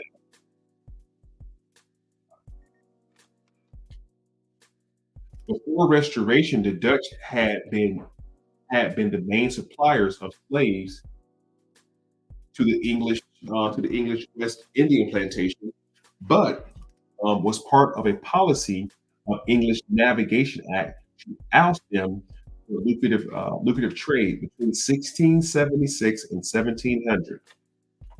1676 and 1700. The value of gold exports from Africa was similar to the total value of slave exports. After the Peace of Ryswick of 1697, the price of slaves in Africa and the number of slave exports doubled. From then until the trade finished in 1807 to 1808, it was outlawed. Slaves were clearly the most valuable export of Africa. Now, what have we learned so far? We've learned that Moors, Spanish explorers, and I haven't even showed you the Moorish conquistadors yet. You say, oh yeah, the conquistadors. Nobody even told me the conquistadors were these damn black Moors from Spain. Yeah, the conquistadors were black Muslim Moors, converts. I think we call those dirty Moors, if I'm not mistaken. So here, it says that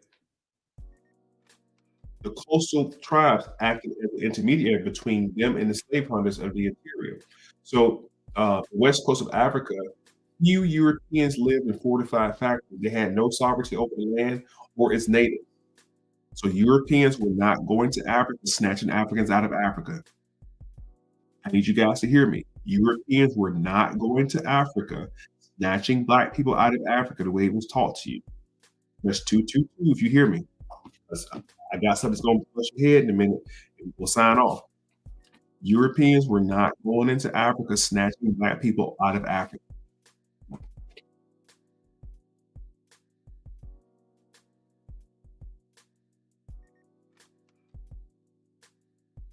They were not going into Africa snatching Negroes out of Africa. I know they taught us like that. When I tell you I was researching this stuff, it's like I got pissed off. Like, why would they do that to us? Like, why would they have us thinking that these slave ships and these Africans got brought over here? Well, they did move in chains and shit like that. But why would they teach us like white people just going to Africa, snatching us out of Africa and bringing us to America? Why would they teach us that? I mean, I know why it's a question, but ask yourself that question. Like, why are they teaching us that these European in this time frame, European didn't even have white folks didn't have control of Europe at all. I just showed y'all the Tudor dynasty ran England. Prior to 1492, Portugal and Spain were ran by swarthy Negroes or Moors. It was the truly dark age of Europe. The golden age came next, but this is the dark ages. Not how they teach you in movies and shit like that. This was black rule of Europe, literally. That highlighted part says, especially the Dutch, who made use of native allies against their rivals. Especially the Dutch. Let's talk about the Dutch real quick. Let's talk about the Dutch real quick.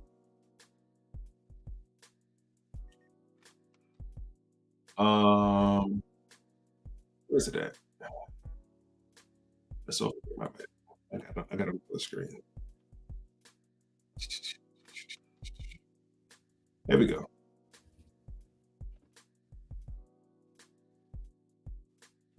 Slap my tabs over here. My tabs. This is the Dutch West Indian Company. Now we just talked about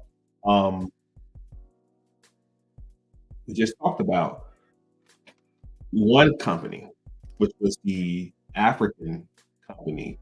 That company was set up by King Charles II. This company, the Dutch West Indian Company, who I just showed you, the Dutch made allies in Africa. So now not only do you have the campaign to exploit Africans out of Africa to bring them over to the Americas by Moors, watch what happens with the African. The Dutch West Indian Company, or called WIC, W-I-C, was a chartered company of the Dutch merchants as well as foreign investors, formerly known as GWC. Among its founders, here are the founders. Well, here are the founders.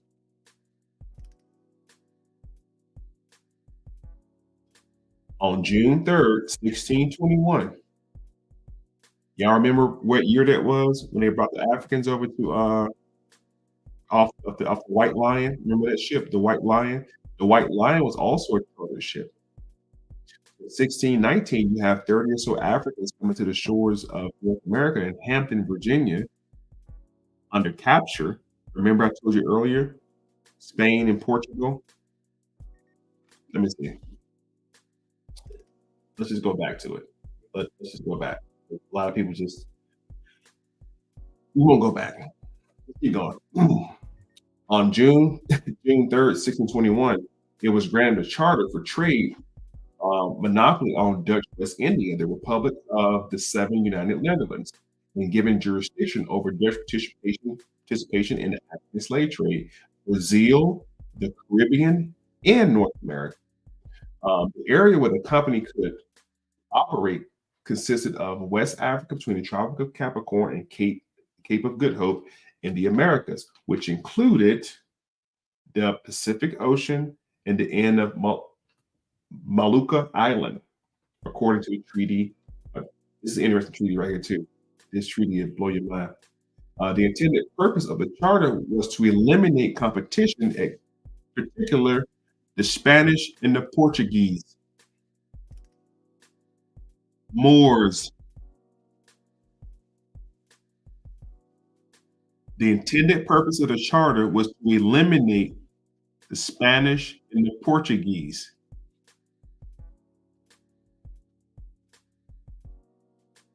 That was the whole point of the Dutch slave ship, or the Dutch monopoly, the Dutch trading company, was to eliminate the Moors between various trading posts established by merchants. The company became instrumental in a large euphoric Dutch colonization of America. So now the Dutch got colonies in America. Spaniards got colonies in America. Portuguese got colonies in America. English has colonies in America. And as I'm saying Spain, while I'm saying Portuguese, while I'm saying England, your mind still got white people in your head, don't you? You still got YT people in your head, don't you? I know it's hard. Now the French are different. The French are totally different. Right. The French did settle. I'm talking about the Black Europeans who you think are Spaniards, who you think are Portuguese, who you think are English.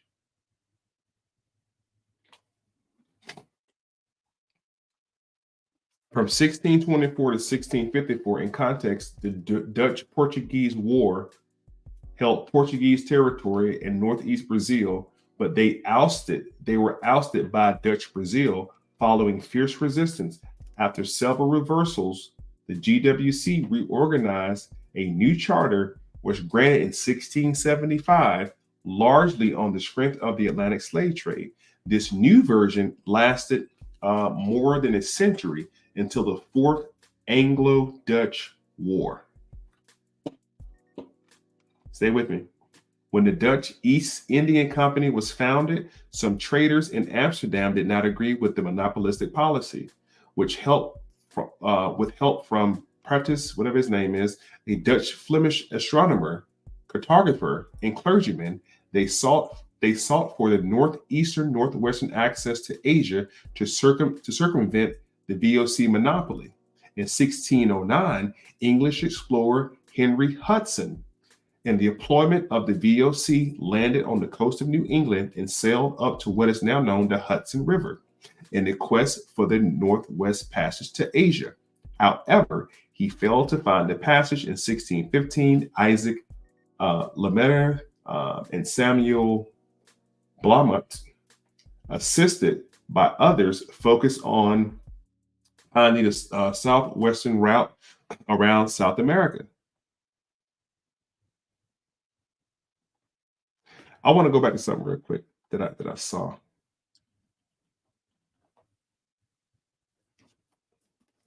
So Henry Hudson was explorer to what we call today Canada, or the New England colonies along the Hudson River. We're not talking about New England over in England. We're talking about Connecticut, Maine, Massachusetts, New Hampshire, Rhode Island, Vermont. That New England. That's the New England. United States was the New World. It was called New England. I just want to be clear about that. He didn't land up in Europe. He landed over here. They're calling this New England. It's called New Hampshire, New Jersey. Okay, New York.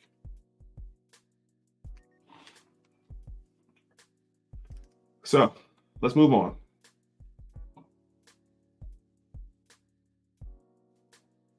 One of the first sailors to focus on trade with the Africans was this guy right here.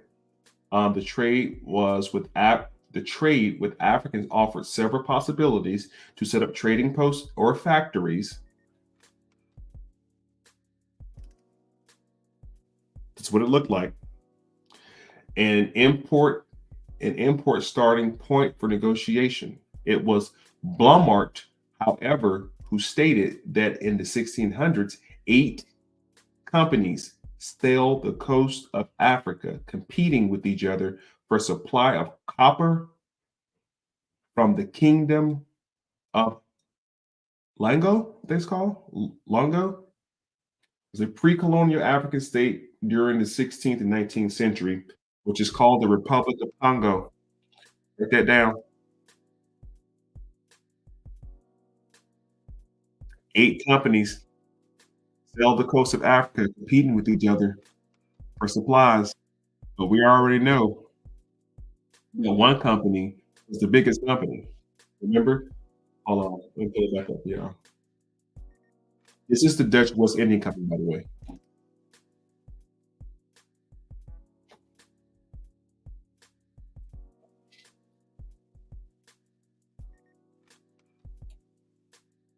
Another company. Remember the World African Company?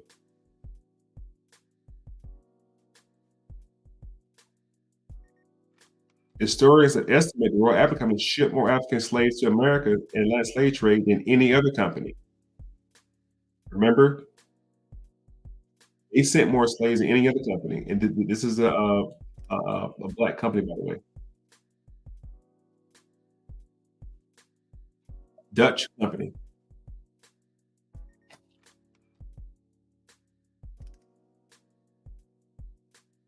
Eight companies of the coast of Africa competing with each other. So again, why are they telling this transatlantic slave trade story as if these Europeans just went into Africa snatching up black folks? Let me show y'all what happened. Let me show you what happened. So remember now, the Dutch company was competing with Spain and Portugal. So somebody had to be supplying the Dutch company with fresh African bodies. Now we already know for a fact that King Charles II, who was a swarthy brother,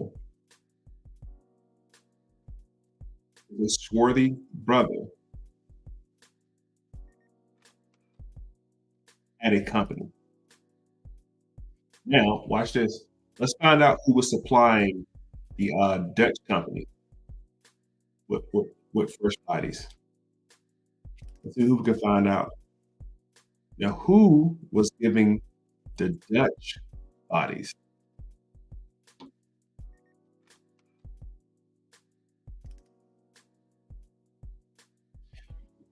Queen Zinga of Congo, 1583 to 1663, formed an alliance with the Dutch West India Company. In 1641, after the Dutch captured this place right here from the Portuguese, the Queen formed an alliance with the Dutch West Indian Company. However, the Portuguese regained control of the area in 1648 after receiving reinforcements from Brazil. You're going to constantly see a connection between South America and Portugal, South America and Spain, Central America and Spain, Central America and Portugal, what we call Mexico today, and Spain and Portugal. So now let's find out what was going on with this queen right here. And there's something interesting about her too. She's a real interesting character. Queen Zinga was remembered for her efforts to protect her people from the Atlantic slave trade. She opposed the Portuguese who were capturing and selling enslaved people from her country and tried to reposition Congo as an intermediary rather than a supply zone. In 1641, she entered an alliance with the Dutch West India Company, who had captured this place from the Portuguese between 41 and 44. Queen Zinga was able to reclaim large parts of Congo alongside the Dutch. She defeated. This is how King Leopold ends up in Congo later too. This is how King Leopold gets there. Remember King Leopold? Yeah, Leopold comes to. Oh man, it's just crazy. She defeated the Portuguese in a number of battles, but was unable to take this particular fortress. Where's the part of it? Oh man, hold on. And again, for those of y'all that's watching, this is just some real light research, like just some light shit, like for real, for real. Let's find out how many bodies came out of here, and we'll go right back there in a second. Let's see. What's the Royal African? So let's look at some numbers from the Royal African Company first. Get some bodies from them real quick. Um, this is information from the about the Royal African. Hold on. I'll tap.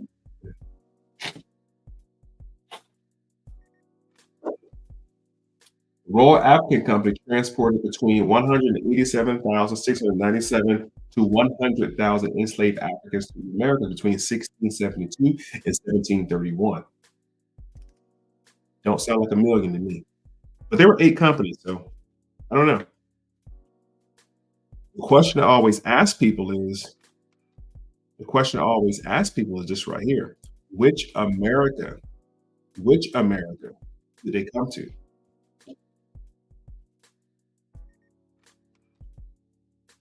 Which America did they come to? That's the question I always ask people when you say, slaves were brought Africa to America. Which America? 1672 to 1731, the Royal African Company transported 187,000 enslaved people. They made 653 voyages. The RAC transported 90 to 100,000 enslaved people between 73 and 1688.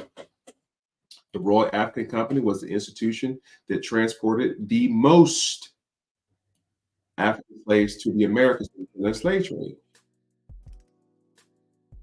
They transported the most. That means nothing you're going to find is going to outnumber these numbers because they did the most, literally. The Royal African Company, which was established by Black Swarthy King Charles II.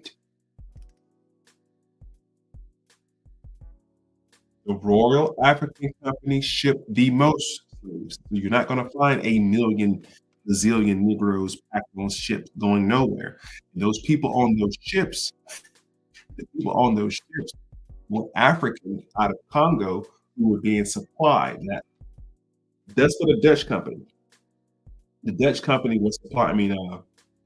The Queen of Congo was supplying the Dutch company. This is the Royal African Company. These are the numbers. All y'all about the African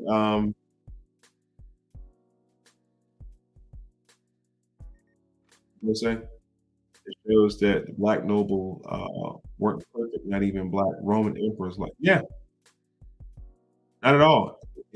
And don't think for a second just because these are all skin folk, they don't give a damn about none of that. At this time period, family, you either belong to family or you didn't. It's like on some mob shit. Like, you don't care because you look like us. You ain't got the same blood we got. We have royal blood, bitch. You don't. We'll enslave your ass. What you talking about? It's the same mentality you see on the streets of Chicago today, or any other urban. I just use Chicago for example. There's a lot of black on black crime. They don't care because they look like them. I mean, it's just everywhere though. Even the small towns in Alabama, there's a lot of black on black crime. It's the same narrative, family. It never stopped. It never stopped. Right. It's about your tribe. Let's continue. The Royal African Company transported 187,000 people, 653 voyages, 38,000 deaths. The mortality rate was 23%. Main destination was Barbados, Jamaica, and Leeward Islands. So it's to right here. See? Right there. They talking about they brought slaves from Africa to America. No, not quite. Not quite. And what we're going to see is them being brought into North America. The bait and switch is going to be later. Thank you. The Bright of Benin, West Africa. This is the areas they came from right here.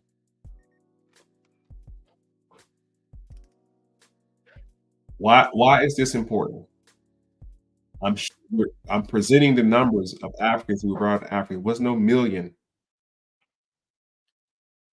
which also reduces the fact that you may not be from Africa, because the fact that you're from Africa is heavily based on the Atlantic slave trade. And we're in North America. And by my count, as we showed earlier, in 1526, only 100 Africans were brought to South Carolina. And in 1619, 30 more were brought to Jamestown, Virginia, as slaves. Plenty of Africans came to the Americas on their own accord as free people. Okay? Dodge the hijack on that shit. 1672 to 1731. Hey, family. That's the Royal African Company. Let's check the numbers on the Dutch company real quick and see how many the Dutch company brought over here.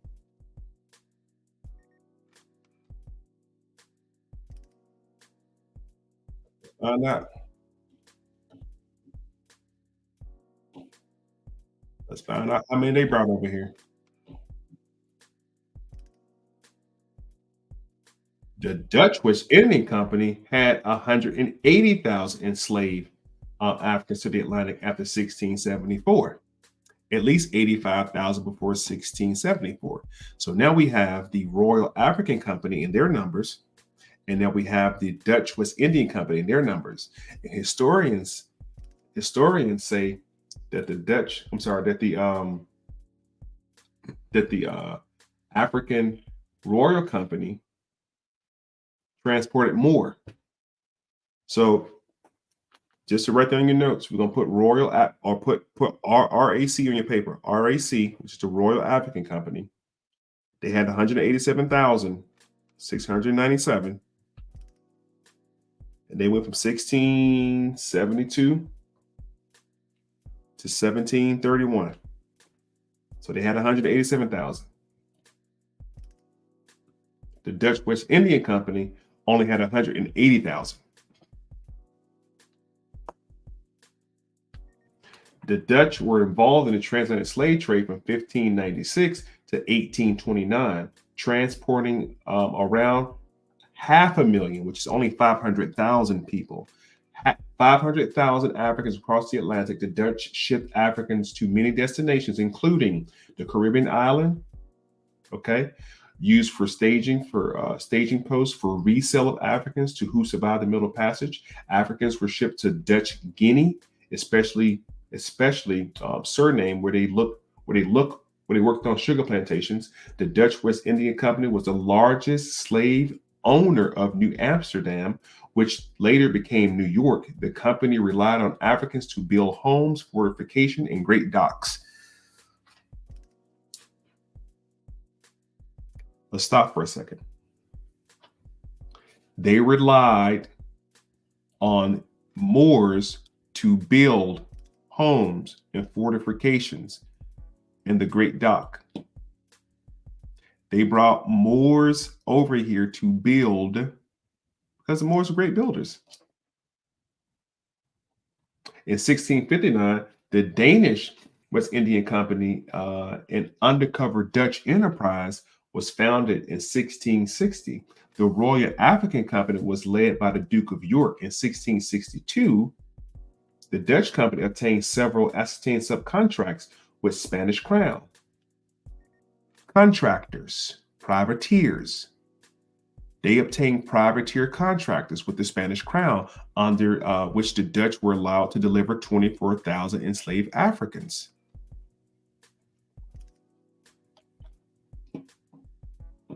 Gotta dodge the hijack, y'all.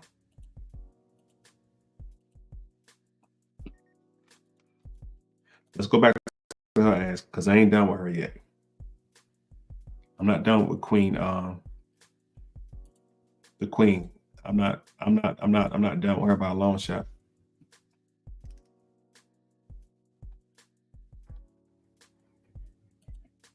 Let's get into it. The Portuguese declared war on Congo in 1626. By 1628, the Queen army had been severely depleted and they went into exile. In search of allies, she married this guy right here, a warlord.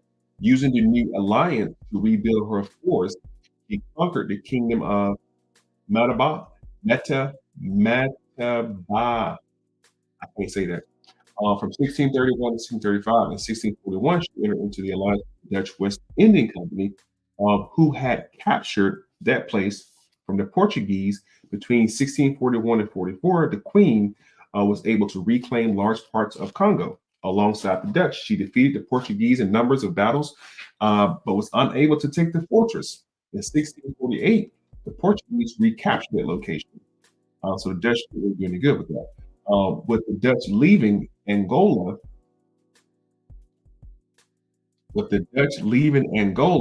the Queen continued to fight the Portuguese until the peace treaty was signed in 1656. Watch this. Angola, Portuguese. Watch this.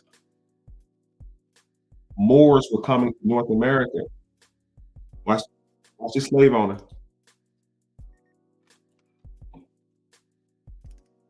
Anthony Johnson. Where was Anthony Johnson from? This is crazy. Okay, make this shit up. Watch this.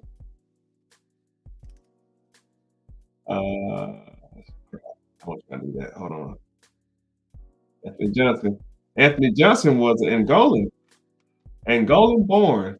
He achieved great wealth in the colony. He was held in indentured servitude in 1621. He earned his freedom after several years. Granted, he became a tobacco farmer in Maryland. He attained great wealth after completing his term of indentured servitude. But was he a slave or was he on a contract? And I'm showing you Anthony Johnson because Anthony Johnson being from Angola in the 1600s.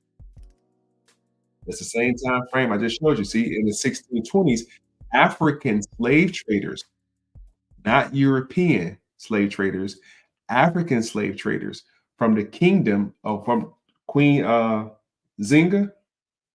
This is Queen Zinga's people kidnapped Anthony Johnson, a later called Anthony Johnson, in Portuguese Angola.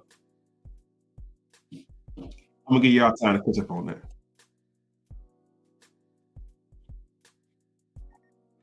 I'm gonna give y'all time to catch up on that.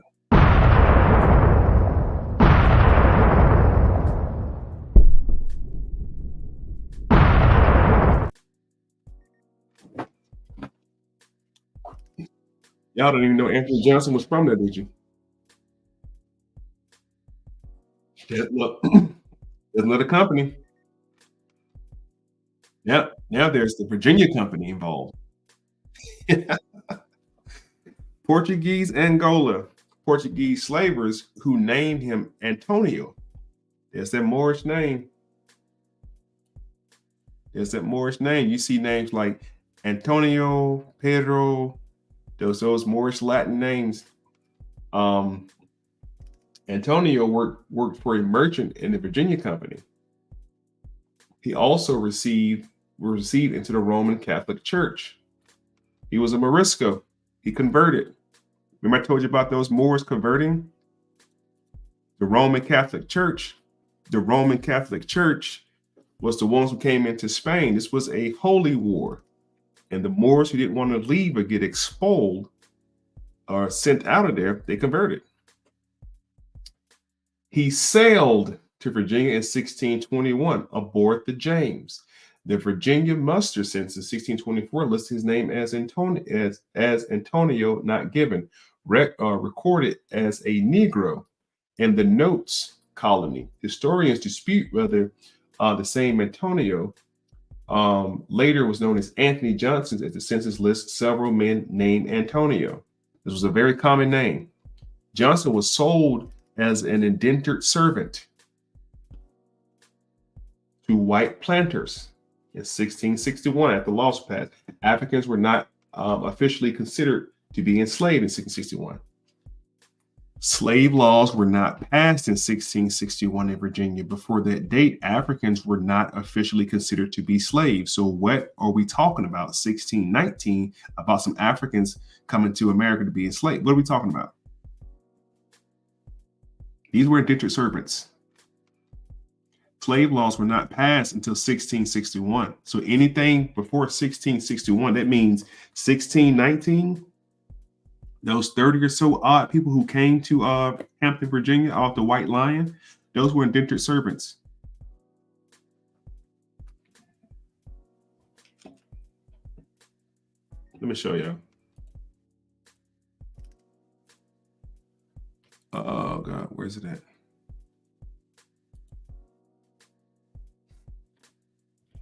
Oh man, they get rid of it? I did. Hold on. I thought I said it pulled up.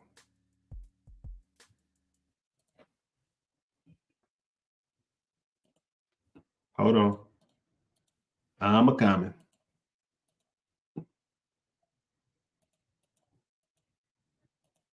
Wow. These were indentured servants. Indentured servants. There were no slave laws till 1661 in Virginia. Right. They changed the laws in order to create chattel enslavement. Absolutely, Will. It's long. These people right here who came off the White Line were not slaves. They got chains on. No, they're just in jail. They got locked up. That's it. They just got detained. They got detained because they went to the king's court. They wasn't their proper person. They had to be represented or represented. They had to be represented in court. These are Moors, indentured servant, brought over here as indentured servants. I'm showing you Anthony Johnson. I go back to Anthony Johnson for a second. Anthony Johnson was sold as an indentured servant to white planters. Indentured servant was a form of labor, which a person is in contract to work without salary for a specific number of years. The contract is called indenturitude. May be entered voluntarily for a prepaid lump sum as payment, some goods or services. Such workers typically worked on a limited indentured contract for 4 to 7 years to pay off their passage, room and board, lodging, and freedom dues.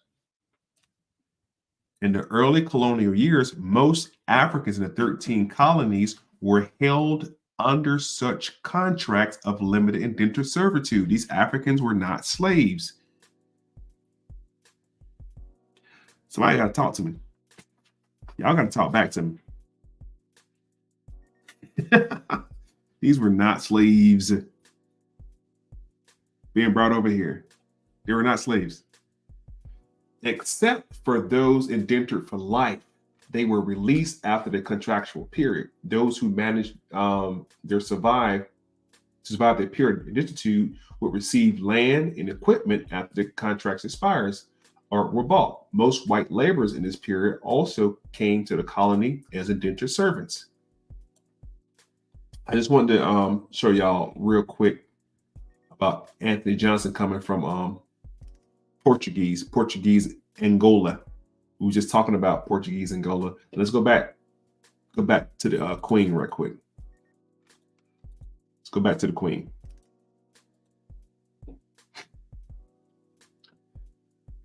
Let's go back to the Queen, Angola. This is where Anthony Johnson's from, y'all. Anthony Johnson's from here. Born in a ruling family, her grandfather, whatever his name is, Angola Kilo Mumbo Kia, was the king of Indengo. The queen received military and political training as a child, as she demonstrated an aptitude for diffusing political crisis as an ambassador to the Portuguese Empire. Look at the Portuguese Empire on that map, y'all. Look at the Portuguese Empire. So you see the front part of South America. Now Spain had the back part. So the Portuguese had settled the front part of South America. The Spanish Empire, remember, the Spanish Empire was the backside of South America.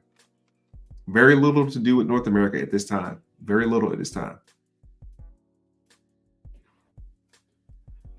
In 1624, now by 1624, I just showed y'all that Anthony Johnson was over here in 1624. He was captured. Let me go back and read it real quick again. He was captured. He was kidnapped in the 1620s. Anthony Johnson was from Portuguese Angola. Anthony Johnson was kidnapped from here. This is Portuguese Angola. Portuguese Angola right here. Anthony Johnson was kidnapped in the 1620s. Okay. In 1624, she assumed power after the death of her brother. She ruled during the period of rapid growth of African slave trade and the encroachment of the Portuguese Empire in Southwest Africa. The Portuguese declared war on them in 1624. By 1628, the Queen Army had been severely depleted. And this is when she linked up with the Dutch West Indian Company. In her early life, she was born with an umbilical cord around her neck. So they gave her that name. Her name's me. She was also sterilized by her father too. She received a Christian name also. It was like Mary something. The Portuguese had first come to Angola in 1575, or Congo 1575, when they established a trading post with the help of the Kingdom of Congo. The northern rivals, despite several years of initial peace between them, relations soured between the two kingdoms and devolved into decades of war between them.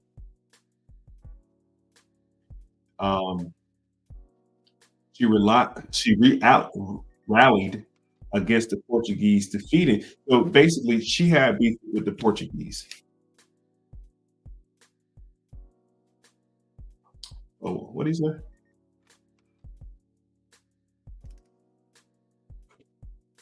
You must have just joined us, bro. Where the hell you been? You late. Somebody in the comments, please talk to him.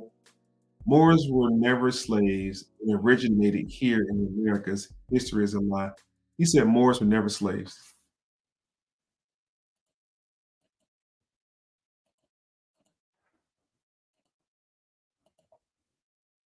Moors were never slaves, y'all. Y'all can believe him or not. Y'all can choose to believe that. He just joined the live, I assume, because I ain't seen him in the chat the whole time. Get your mans, man. Get your mans. Get him out of here, man. Stick around, bro.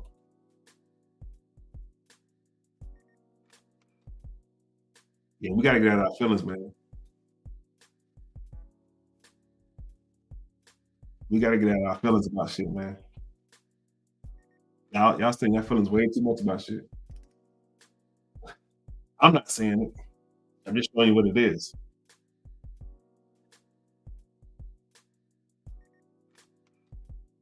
Oh, here she go, right. So she was forcibly sterilized, pretty much. Are we talking about her? Because she supplied the Dutch the Dutch company. She supplied them with fresh bodies.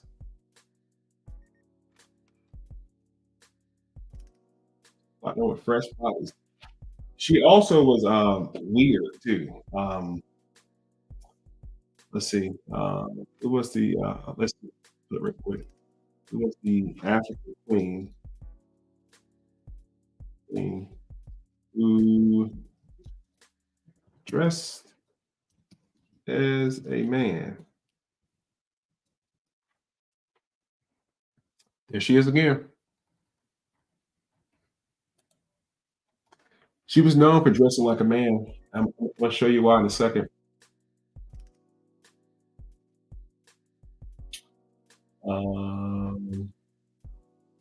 Damn, I didn't pull up a video.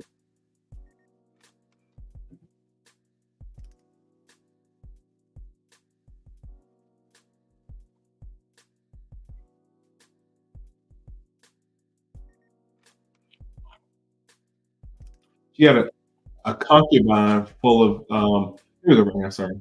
Right here. There it is. Same queen ruled as a king in full male clothing and surrounded herself by a harem of young men dressed as women. I'm gonna let y'all deal with that for a second. I'm not sure if she came to Atlanta. Maybe she was in Atlanta. I don't know. Hatchet said probably dressed like a man, Will, but she didn't have a bunch of grown men dressed like women around her, did she? Or maybe she did. I don't know.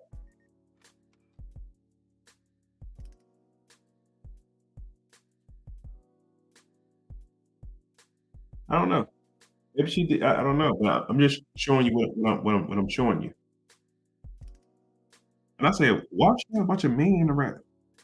She surrounded herself by a harem of young men dressed like women.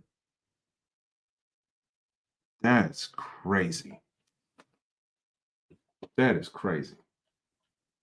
That is insane. I mean, to each his own.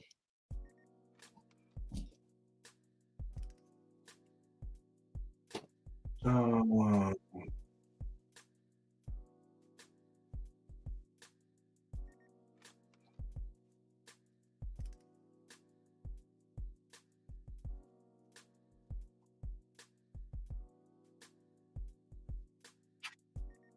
there it is. He sold 13,000 of her own each year. She sold 13,000 of her own each year to the Dutch trading company. Shows you King Charles' black ass, this trading company, and how many people from Africa he transported over to the colonies. Now I'm showing you another person who transported people. Well, she didn't transport it, she hired privateers to do it.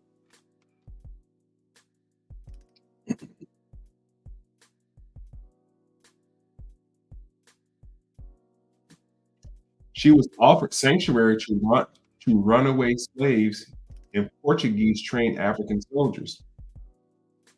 She offered sanctuary to runaway slaves and Portuguese trained African soldiers. Portuguese trained African soldiers. She allied with the Dutch. She supplied them. She gave them the slaves. She gave them bodies to the Dutch Royal Company. So when we see this kind of shit right here, watch this. You know it's a thing. These photos right here. These photos right here. This is what they were doing in Africa. This ain't got nothing to do with you. Over here in North America. The second domestic slave trade is a slave trade that you should be concerned about. I keep telling y'all that. I'm gonna keep saying that. All these photographs right here that they're showing, this ain't got nothing to do with you. Nothing to do with you, Americans. Nothing to do with you, Americans. Right. It is just it's how they told it to us. So anytime we saw these photographs, we assimilated ourselves with that shit. And it's like this, hey man, these are Africans being transported to the Americas. It got nothing to do with you from South Carolina, if you from Georgia, if you from Alabama.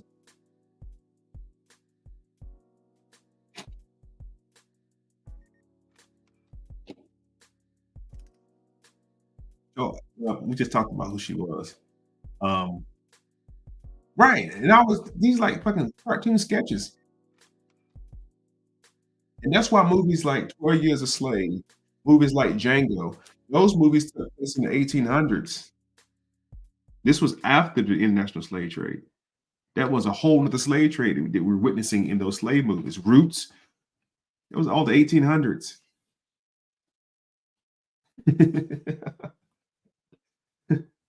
Oh man, it's crazy, man. Look, look right here. Look, I'm sorry, I can blow this picture up for y'all right quick. Oh shit, hold on.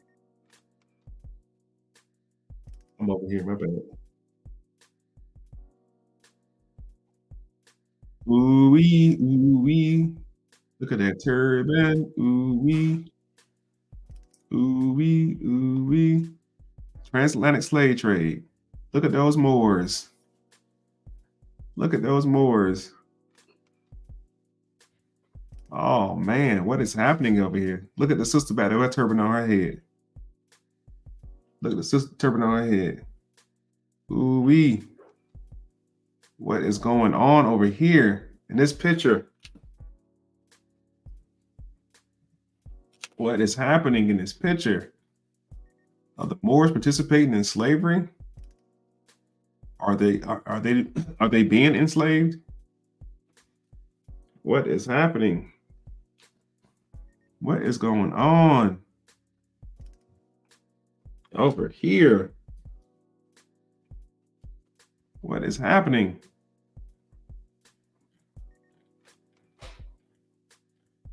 So anyway, family, after just some light research, I mean, this is some real light stuff I was doing right here. I mean, like super light research. I was just connecting the dots, man. Connecting the dots on a lot of this stuff, and it just had me scratching my head when I was reading about the Black royalty and was wondering like, why didn't they teach us this stuff? And I had to remember, if they didn't treat you right, they're not going to teach you right. This is Pedro. Remember, I told you they got those Moorish Latin names that Pedro. You wouldn't expect to see the name Pedro in Africa, right? Pedro I of Congo. This is 1543. This is prior to what we just looked at, until being deposed in 1545. He was the son of King Alfonso. There's King Alfonso right there. He was the sixth ruler of the Kingdom of Congo. This is who the queen was beefing with. It was beefing with the Congo Kingdom.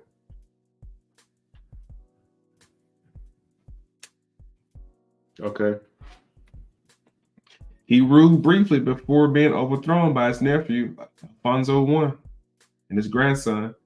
Records of the event leading up to the following dethronement was preserved in the inquest after Pedro failed attempt to regain power. During his overthrow, Pedro was seeking asylum at this church. So, Rodrigo, look at the names. Look at the names. Of course, these are Portuguese colonies too, by the way. So a lot of the influence from the Portuguese Moors were influenced on this. And I'm gonna keep saying, I know it's gonna eat somebody up. I keep saying Moors, Moors. I'm gonna say it again, Moor. Plantation tribe. So assisting Portugal.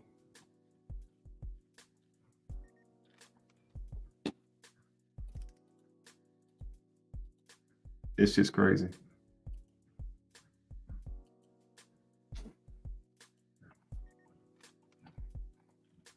Let me see what else I got for y'all in here. Anthony Johnson. Talked about him already. This is an interesting article I came across right here. I want to share this with y'all if I could. Because all my research is not on fucking Wikipedia. Contrary to popular belief. All my shit is not on Wikipedia, by the way. So don't be thinking I just be on Wikipedia scrolling and shit on Google, because I don't. Let's talk about King John of Portugal. Write down King John. King John of Portugal. Dodge the hijack on the picture, though. Dodge the hijack on the picture, please. Don't pay the picture any attention. Don't pay any attention. We're talking about King John. We're going to start right here. Returning again to the mystery of King John.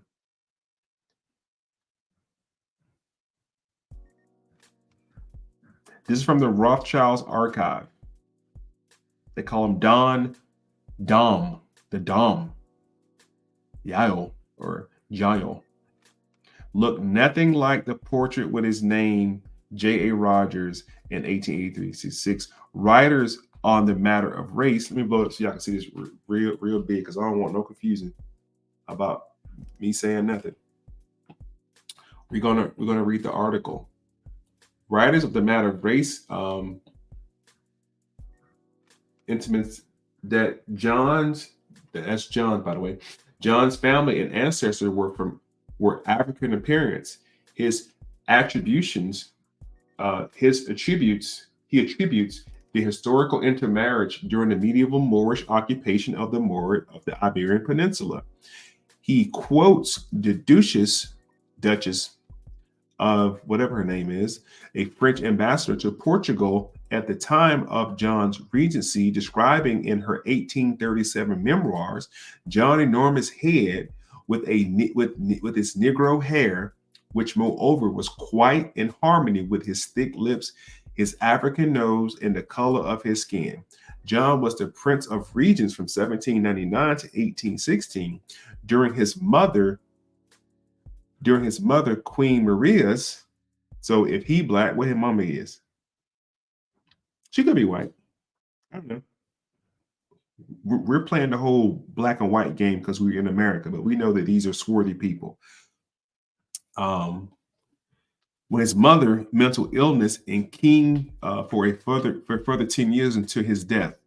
In the year John assumed the regency, Napoleon attempted to force Portugal to break her alliance with Britain and submit to France or be invaded. John refused, playing for a time as he signed a secret treaty ensuring British help for his court to flee to Brazil.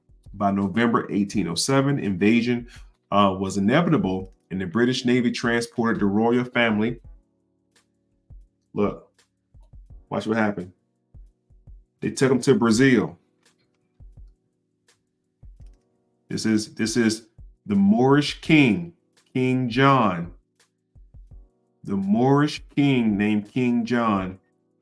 Him and his family was taken to Brazil. They were taken to Brazil. This is a whole royal family.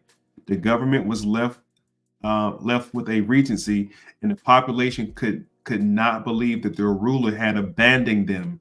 The Moorish king ruler John abandoned his people and fled to Brazil due to the fact that Napoleon was about to get on that ass. So now that we understand what's about to happen next in history with Napoleon and Haiti and Louboutin Overture or Mandata, and the Haitian Revolution comes up next with those Moors, and Haiti was like, we're not. And they kicked Napoleon's army's ass in Haiti, or Haiti they call it, because Haiti, or that colony, was occupied by Moors, or they call them what they call them? They didn't call them Moors. They call them what's the word? Maroons. Juan was welcomed in his American colony and quickly set the tone for his reign with the 1808 charter opening Brazil's ports to trade with friendly nations with favorable terms. In fact, it was Shally device which enabled Britain to manipulate Brazil's imports while paying almost half of the duty charged in other countries. and inhabited Brazil's tobacco sugar market and competed with Britain's nearby producers. Nevertheless, John's transformed his chosen capital, Rio de Janeiro, with new buildings, importing luxury goods, new standards of etiquette and fashion. His numerous unit, that's his whole his gang of aristocrats, civil servants, professional, military, and religious officials, skilled artisans, unpinned a new national administration. At the same time, he neutered the Bank of Brazil and more than one university nurtured, sorry, not neutered, he nurtured the Bank of Brazil and more than one university, public service, and cultural activities in a new economy, which was based on Brazil's future independence. Brazil effectively ceased to be a colony and became a sovereign nation. Meanwhile, in post occupation, Portugal, the population going so forth. Just wanted to point out that a black Moorish king, King John, fled to Brazil and established what we call today Brazil or Rio de Janeiro.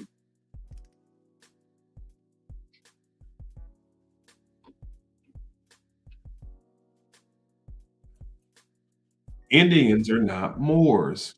Oh God, man, let's deal with it. I'll deal with it right quick before I get off here. I know y'all like it. Before I pull it up, I've been spending the last 5 days in my head about like, whoa, man. I thought Native because I was on the whole Native American, I'm sorry, Indigenous American joint like the last 2 or 3 years. Speaking about that, but then I had to reevaluate it and be like, wait a minute, what were the Moors doing over here? What were the Moors doing over here? And that's how I came across the information. Now let's talk about the Moorish and Native American connection. Put it up on my screen.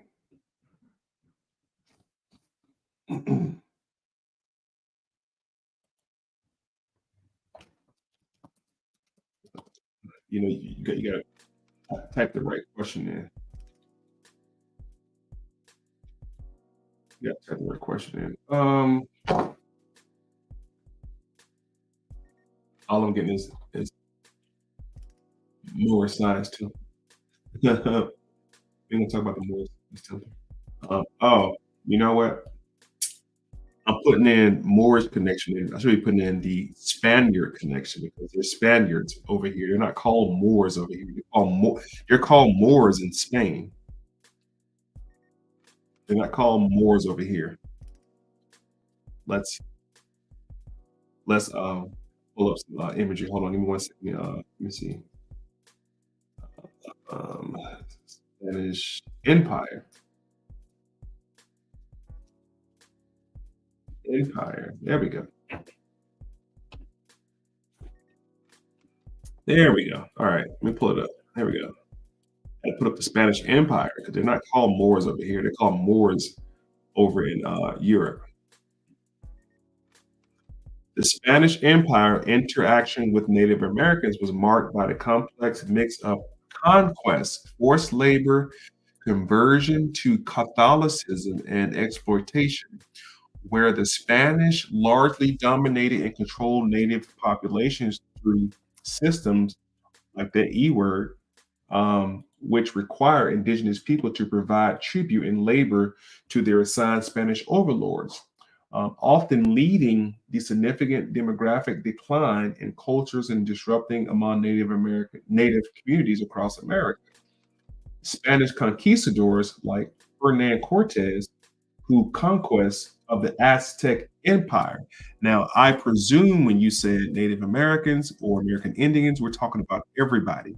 We're not just talking about the Pamunkey or the Muskegee or the Crow or the Blackfoot or Choctaw or the Yamakra, the Yamansi, the Gichigullah. Come on, who else we got? The Miamians, the Seminoles, the Pamunkey. We're not just talking about them. We're not just talking about them. Come on now. Moors are subjects, not to an empire. Empire of Morocco. What nation or empire do Indians belong to? Indian is a nomenclature. Nation would be Washita or Yamasee. Point of correction: Washita and Yamasee were just tribes. There were empires. They had confederacies. The Washita and the Yamasee belonged to the Caddo Nation or Caddo Confederacy. Caddo. Caddo. But you're not going to find any Native Americans as we know Native Americans. You're not going to find them ruling an entire empire. Who you will find is their cousins to the south who had the entire empire. This is the Aztec Empire. These are Native Americans. These are American Indians, South America, chieftains. Thank you, chieftains. You're right. The Aztec Empire utilized superior military technology in alliance with certain native groups to subjugate indigenous populations, extracting wealth through gold, silver, forced labor, and mines and agriculture. What I'm going to show you right now is the connection between the Moors of the Spanish Empire, the Moorish Empire.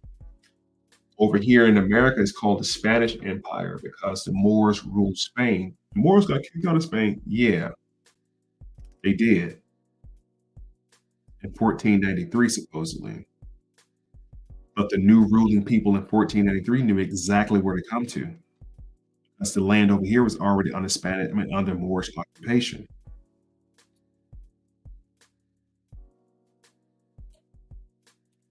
When did Moors come to North America?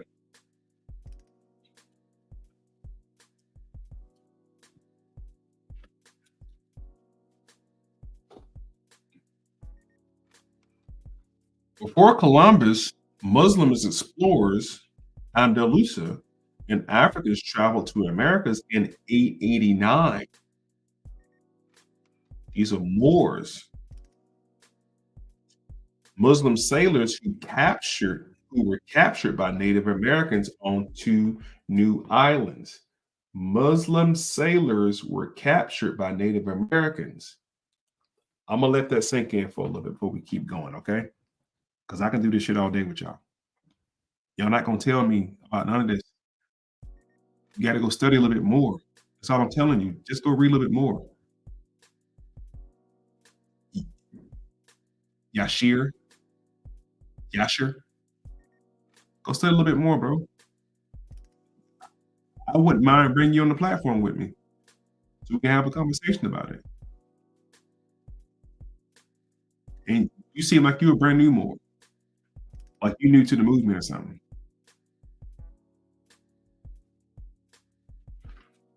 Before Columbus, in 889, they were already coming over here. The Spanish brought Moorish influence to the New World by defeating the Moors and conquering the Americas. The Conquistadors were mostly European Spanish Catholic, but they brought Moorish customs with them. Moorish architecture is one of the most enduring legacy of this period. Let's talk about this Moor right here. A Moroccan slave. His name is Esteban. Let's check him out and see what he did. Uh-oh. Not bad. So now we know that Moors were already over here dealing with Native Americans in some capacity. Let's look up this brother right here. Esteban. The direct. Esteban the Moor was the first person of, they keep saying first person of African descent. We don't say first Africans about 2 or 3 times, haven't we? He was the first person of African descent to explore North America. He was one of the last 4 survivors of the Never expedition. Look where they're exploring at. Look at this expedition, these Moors over here. Now, what I'm gonna do now is show you a Moor who came to North America, just one of them. Then I'm gonna go back and show you the black conquistadors who were also Moors. Yes, they built the castles. That's why they brought them over here. You got Moorish castles all throughout America. Just showed you there was over since 889. Probably before then. I think Prophet Noble Ali was telling a lie. No. No. That's what I'm trying to. Most so-called temple Moors can tell you about the vast estate. They can't give you no history behind it. It ain't but like one or two Moors I know that can give you the real history behind it, like better than I can.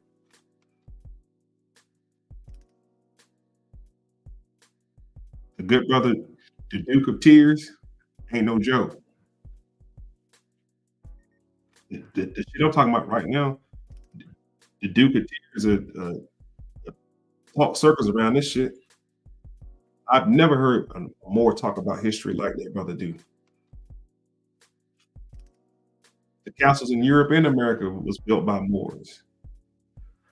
Let's focus on him for a second, please. This is a Moorish explorer. Okay.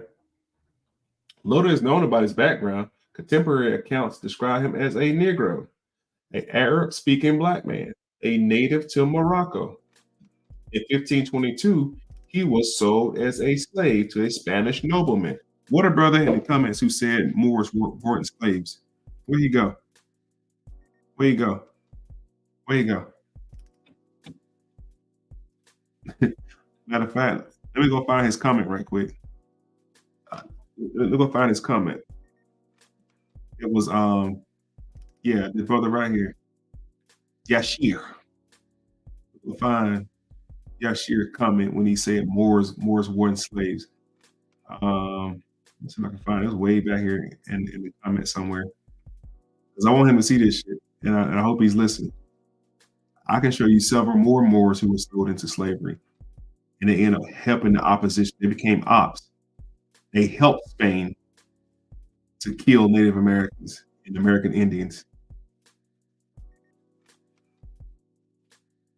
I can't find it in the comments, but he said it.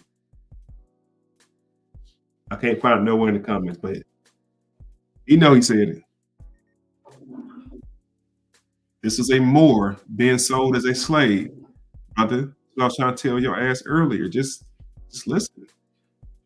You don't have to jump in the comments, just revealing everything you know. Sometimes it's good to just listen.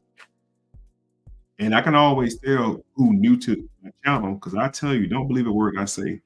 I'm not here to convince or persuade none of y'all. This is just information. That's why I asked for the pen and paper gang to take notes. Write down what I'm talking about. Go research this stuff. Y'all got my email. Matter of fact, here. Where's my email at? Here's my email.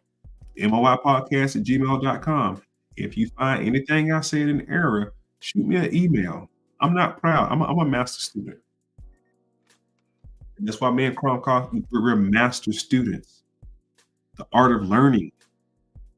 If you want to email me more information about what I'm talking about, or something that can help me out on my journey, to help me out. I'm not here to put nobody to shame, ain't trying to embarrass nobody.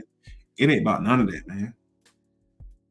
In fact, when you try to call people out on their mistakes or where they lack in information, try to call them out rather than, correcting them or helping them out, you really are op. In my eyes, you really are damn op, for real. You ain't finna embarrass me on here. I don't even deal with that. And I don't debate. Anyway, this Moor was sold into slavery, and the Portuguese controlled Moroccan town. Now we know that the Portuguese were in Africa. That's where Anthony Johnson comes from. Now we see the Portuguese also controlling parts of Morocco. Okay. Starting in 1528. This is way after 1493, by the way. This is what I was telling y'all earlier. He's a Moor. He wasn't born until 1500. This is after 1493. Now you understand what I'm talking about. After the expulsion of the Moors from Spain, you still had Moors in Spain that was helping out the Spanish Empire. I mean, the crown. This was the Christianized Moors in the 1500s. Let's read on about this Arab-speaking Christianized Moor who got taken into slavery. In 1528, he participated in this expedition. This is the expedition, the Naravisa, which set out from Cuba under the leadership of this guy right here. Take note of that hat. Look at that hat he got on. Hold on. Watch this. Teach y'all something right quick. If y'all don't mind. I want you to put 333 in the comments if you see that hat on his head. Put 333 in the comments if you can see that hat on his head. That helmet, I'm sorry. If you see that helmet on his head, put 333. 333 in the comments. Okay. Thank you. Y'all see that hat on his head? Now see, watch the hijack. They'll try to show you pictures like this right here, and you don't think that this is a Moor. Watch this. Pay attention. Hold on.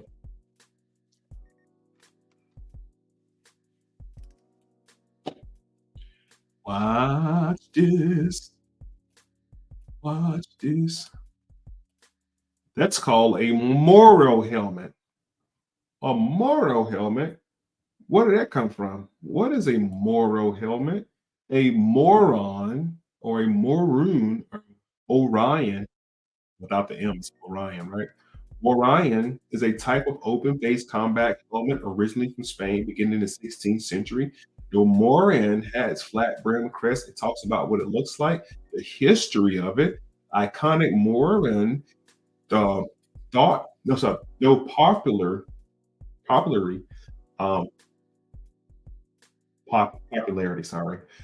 identified with early Castilian explorers. Remember the House of Castile?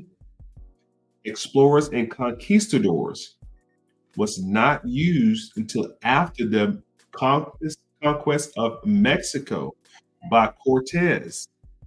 Watch this. Watch this.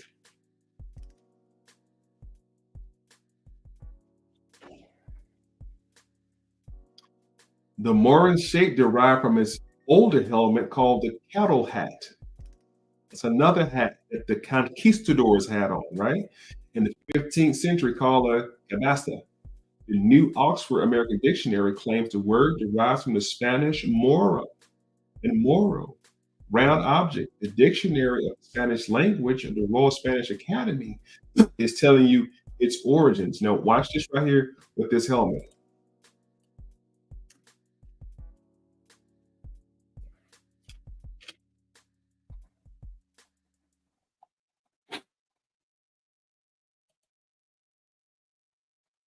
Is originally from Spain around the 16th century. It's 1500s.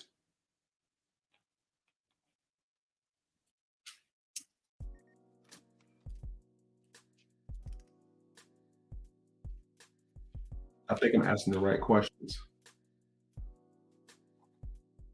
And it goes all the way back. It actually goes back to Rome, if you want to be technical. This was a Moorish helmet. Crazy. It derives from an older type helmet. This was worn by the conquistadors. Moro or Mori.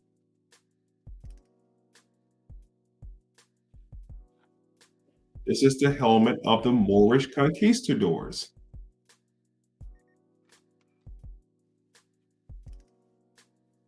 Crazy.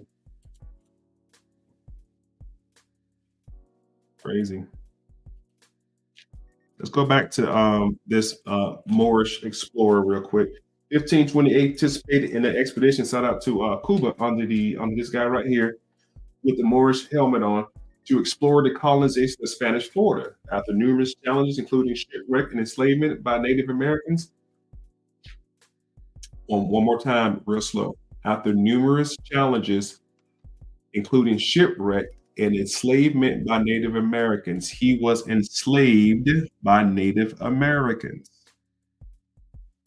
Esteban, along with 3 other survivors, escaped their captivity in 1534 and became medicine men. In 1534, this Moor escaped captivity from Native Americans. Let's check out where he was headed to when he was walking at.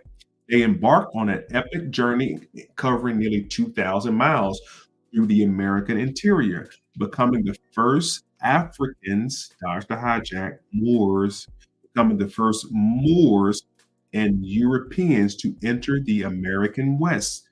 This is where you're going to start seeing Arizona. You're going to start seeing Mexico. You're going to start seeing that territory called Texas. Their travels were greeted and with respect and admiration from the indigenous community. Here are your American Indians. Whoever asked that question, I'm about to show you the American Indians now. They embarked on an epic journey covering 2,000 miles to the American interior, becoming the first Moors to enter Europe. Their travels were greeted with respect and admiration from the indigenous community.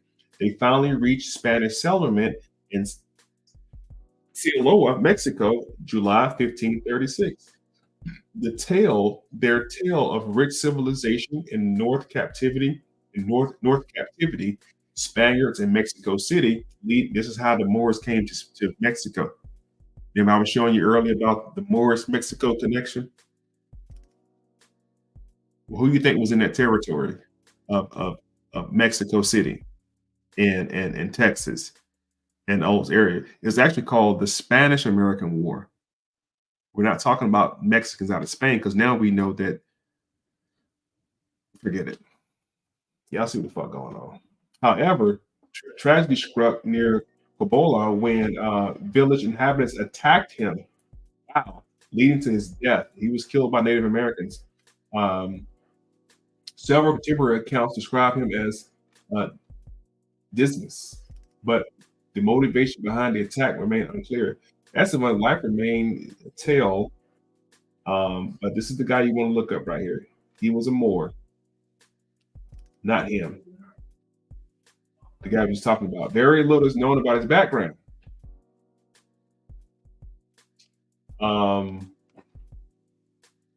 Arabs, black native to this place right here, or Arab-speaking black man of native Azamor.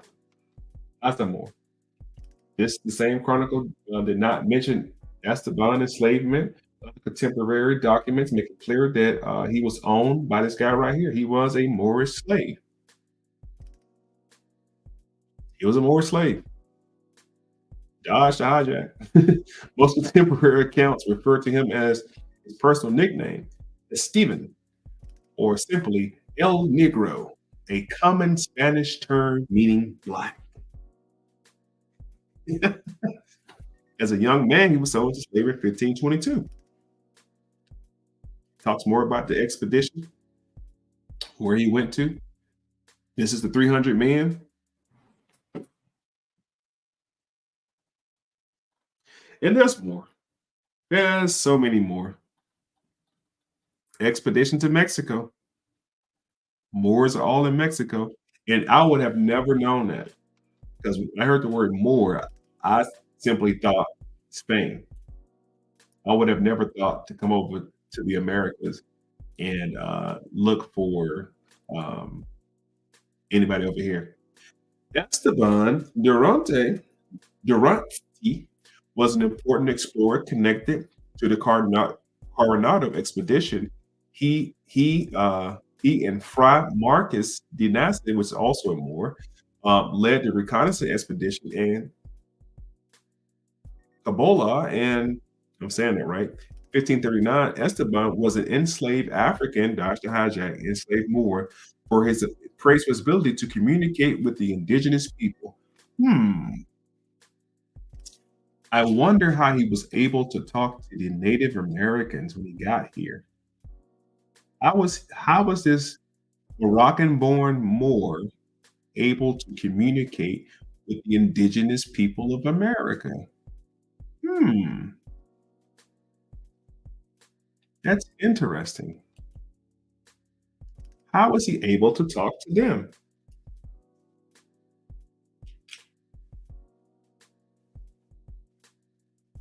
He was able to communicate with the Native Americans in Terra Nova, New Territory. That is quite interesting. So I asked myself the same question. Well, how was he able to talk to the Native Americans um, when he's not even from here, right? You guys ever been to another country and you can't really pick up on the dialect? Like, I don't speak that language.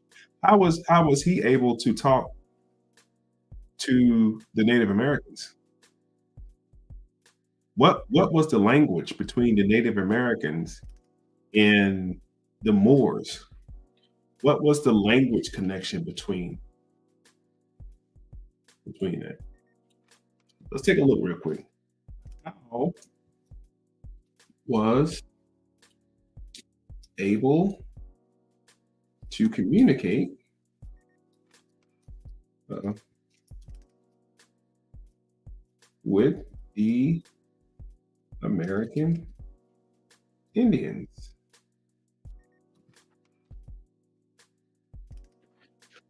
It says a Moroccan man enslaved by the Spanish was able to communicate. I like how they try to put this shit. They put Moroccan enslaved by the Spanish, knowing damn well Morocco was in Spain. They're making it seem like it's two different situations. You gotta dodge that hijack on this shit, bro. This shit is crazy. How they try to they'll say Moroccan enslaved by Spanish and then call him an African in the next paragraph. That shit is crazy. Was able to communicate with the American Indians primarily through his skill of picking up new languages quickly, utilizing sign language, and adapting to the local customs. After often acting as a key intermediary between the Spanish explorers and the Native American tribes he encountered, he was described as a talented communicator and interpreter by those who traveled with him. He likely has some knowledge of the Arabic from his Moroccan background, which may have helped him learn other languages. I told you already, Arab and the Spanish spoken in Mexico is the same language. In fact, the fact that the Moors influence caused um, Moorish Latin, he is credited for using sign language to communicate with Native Americans across different regions. So not only was he just in one spot, he was talking to everybody everywhere, Native Americans. He often adopted elements of the Native American culture, like clothing and rituals, to gain trust, facilitate communications. He was dressing like Native Americans. He was doing the powwows, smoking the peace pipes. And I'm only going down this rabbit hole. Somebody in the comments was asking about Native American Indian connection to this Moorish Spanish empire. He usually traveled ahead of main Spanish expeditions, making initial contact with the tribes and establishing a rapport. So he went out and talked to all the tribe. Now I'm talking about the tribes in North America along the southwestern band. I think shipwreck somewhere like Louisiana or Alabama. Between Alabama and Louisiana, that's where the shipwreck happened, where he got off the ship and began to walk those 2,000 miles out west. But he was able to communicate with all of the indigenous tribes of America. Because I'm gonna show you in a second, there's a connection of language between the Arabic language and the local language spoken here in North America back then. He was a historical interpreter, fluent in at least 6 Native American languages. Let y'all stew on that for a second. The brother spoke at least 6 Native American languages. I know brothers and sisters who claim to be part of Native American culture and can speak one language. They can say how.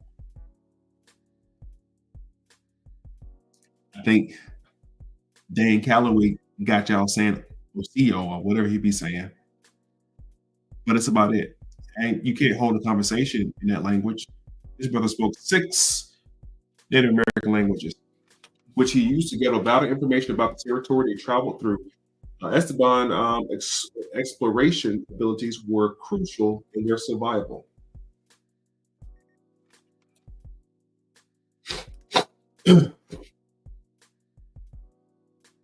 And they were doing reconnaissance missions too. We should know that. They were doing reconnaissance missions, by the way. Okay.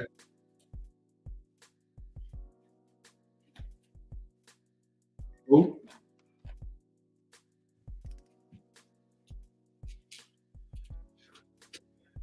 Here are your black conquistadors. Juan Garrido is an example of a black conquistador who accompanied Ponce de Leon. Now, he with Ponce de Leon. I told you about the brothers who with Columbus. I just showed you the other brother who's with Cortez just now. Now I'm going to show you who's with Ponce de Leon. Ponce de Leon actually became the governor of Puerto Rico. And he set up St. Augustine in Florida to make Florida Spanish territory. Accompanied Ponce de Leon on his Caribbean expedition, as well as Hernan Cortez in Mexico. This brother was with Cortez in Mexico and with Ponce de Leon. I made a mistake, not Cortez. The first one was De Soto. The other brother was with De Soto. Yeah, he was with De Soto. He's with Cortez. Correct. Garrido was born in West Africa, participated in the conquest of Puerto Rico and Cuba. Guadalupe. Remember this place right here? Guadalupe. They tried to set up Guadalupe in Georgia in 1526. Dominica and Florida. Watch this.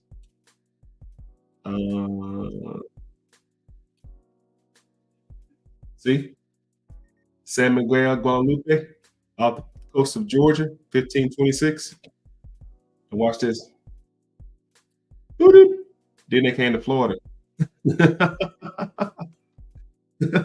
The Black Moors helped the Spanish Empire after they was expulsed or sent out from Spain. Not all of them left. A lot of them joined forces and came over here to conquer. They came over here to conquer. They call him Handsome John, was a free African conquistador who worked, remember, dodge the hijack. You see African, just think Moor. Because they don't say African, they're gonna say Spaniard, they're gonna say all kind of shit until you understand. Oh, okay, you're just saying the same thing. North Africa, got it. African conquistadors or Moorish conquistadors like Garrido were not uncommon. Many found their way into Spanish life rather than becoming slaves. They assimilated. How many conquistadors were African?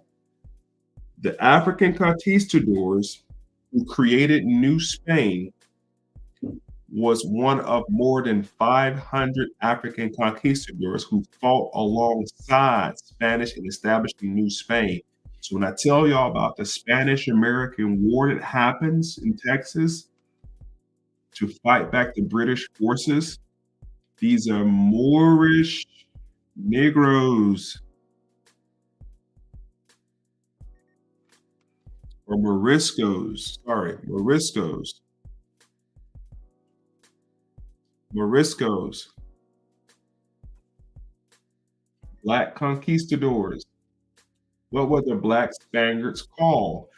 Afro-Spaniards, the Spanish people of African descent, namely Black or Black of mixed ancestry. The term includes Spaniards of any African background who were considered to be negro, black, moreno, Moorish, or mulatto,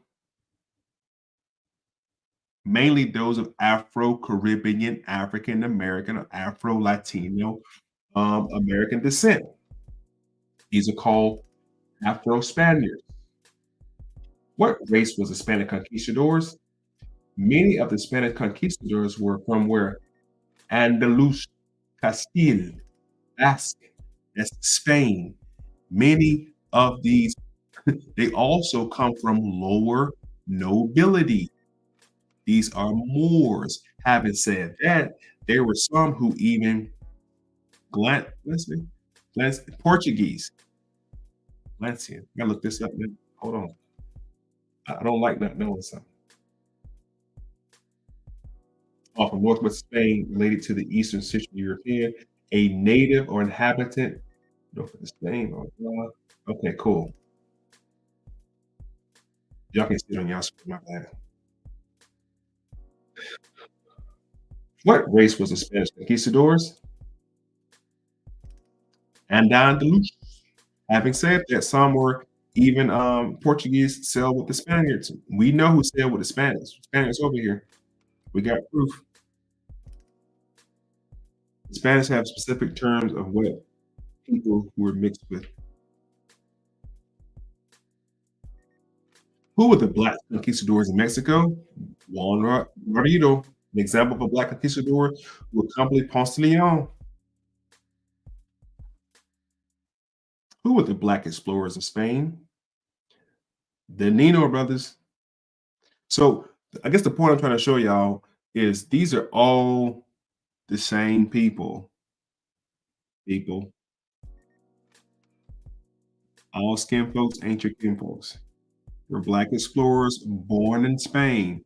They joined Columbus. You see, you got the black Niño brothers joining Columbus. You got black conquistadors like him, and it says at least 500 of these motherfuckers.